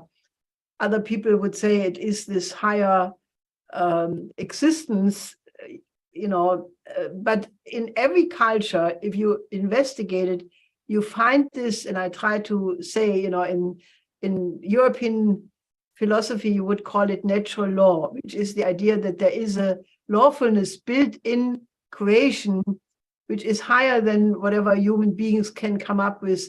And it is sort of the God-made universe which was created, natural law. In Indian philosophy, it's called cosmology, because they also believe that the people on earth should fulfill those laws which are in the universe. In China, you would call it probably a mandate of heaven. But in any case, what I'm saying is that we have to find a reference point which in each culture touches upon the most profound, moral expressions, which also are in one way, leading to this idea, which is very important to me, that we have to work eventually to put the political and economic order on the earth in cohesion with the real lawfulness of creation or the physical universe. Because only if we match that, and I think this is eminently possible, because the present hedonism and present exaggerated individualism, where everybody thinks I have to have my opinion, my freedom, that is, in my view, something which is really immature and childish. While Schiller's notion of finding your passion in your duty and your freedom in your necessity, I mean, Beethoven had the same idea when he wrote "So streng wie frei." It is this idea that you find the freedom in the highest lawfulness, and there are infinite degrees of freedom. It's not a rigid thing, but it is a developing thing of change, of improvement. And I think that the approach, of responding to the present situation with the concept of the coincidence of opposites, the idea that human beings can always find the higher one, which leads you further, which it's a changing concept, because there is only change and development and perfection. So I think what is needed in the United Nations is this philosophical, metaphysical, deeper conceptions which have been lacking, so that you have something to refer to. And I want to just end by also liking very much what has been said by several people, the ideas that all men must become brethren. This is Schiller's Ode to the Joy and Beethoven's Ninth Symphony. And I think that is somehow the best artistic expression of what we are trying to do. So in this spirit, I thank you all, and let's go to work. Dr. Kirk Meighoo, Tony Magliano, Nick Brana, George Koo, Dr. Rodolfo Ondarza, Mark Eby, Juan Pari, Jorge Robledo, Donald Ramotar, Maria de los Ángeles Huerta, Diane Sayer, and Helga Sepp-LaRouche. I want to thank all of you for being with us today, and want to thank everyone who listened today. This now concludes panel 2 of our conference, held on the 59th anniversary of the assassination of President JFK, John F. Kennedy, but not held from the standpoint of a mere eulogy or mere memoriam, and not held from the standpoint of pessimism about our future. The fact of the matter is that we are in a position, each of us, should we choose to accept that mission, to make a difference and to do it in the exact same way in which, as President Kennedy said about Robert Frost, the artist can have a quarrel, if you will, but a love affair with the world. And that idea that the artistic or the beautiful is in the individual soul of each of us, and it allows us to understand what the truth is that we have to defend, no matter how controversial, is what will lead us to the actual idea of how we as individuals can intervene for the cause of peace. Because the peace is not an absence of tension. Peace is the pursuit of perfection. And this idea that Helga has just enunciated on the coincidence of opposites is precisely the direction, the pathway in which we can go. And where will be disputes, there will be arguments, and there will then be reconciliation.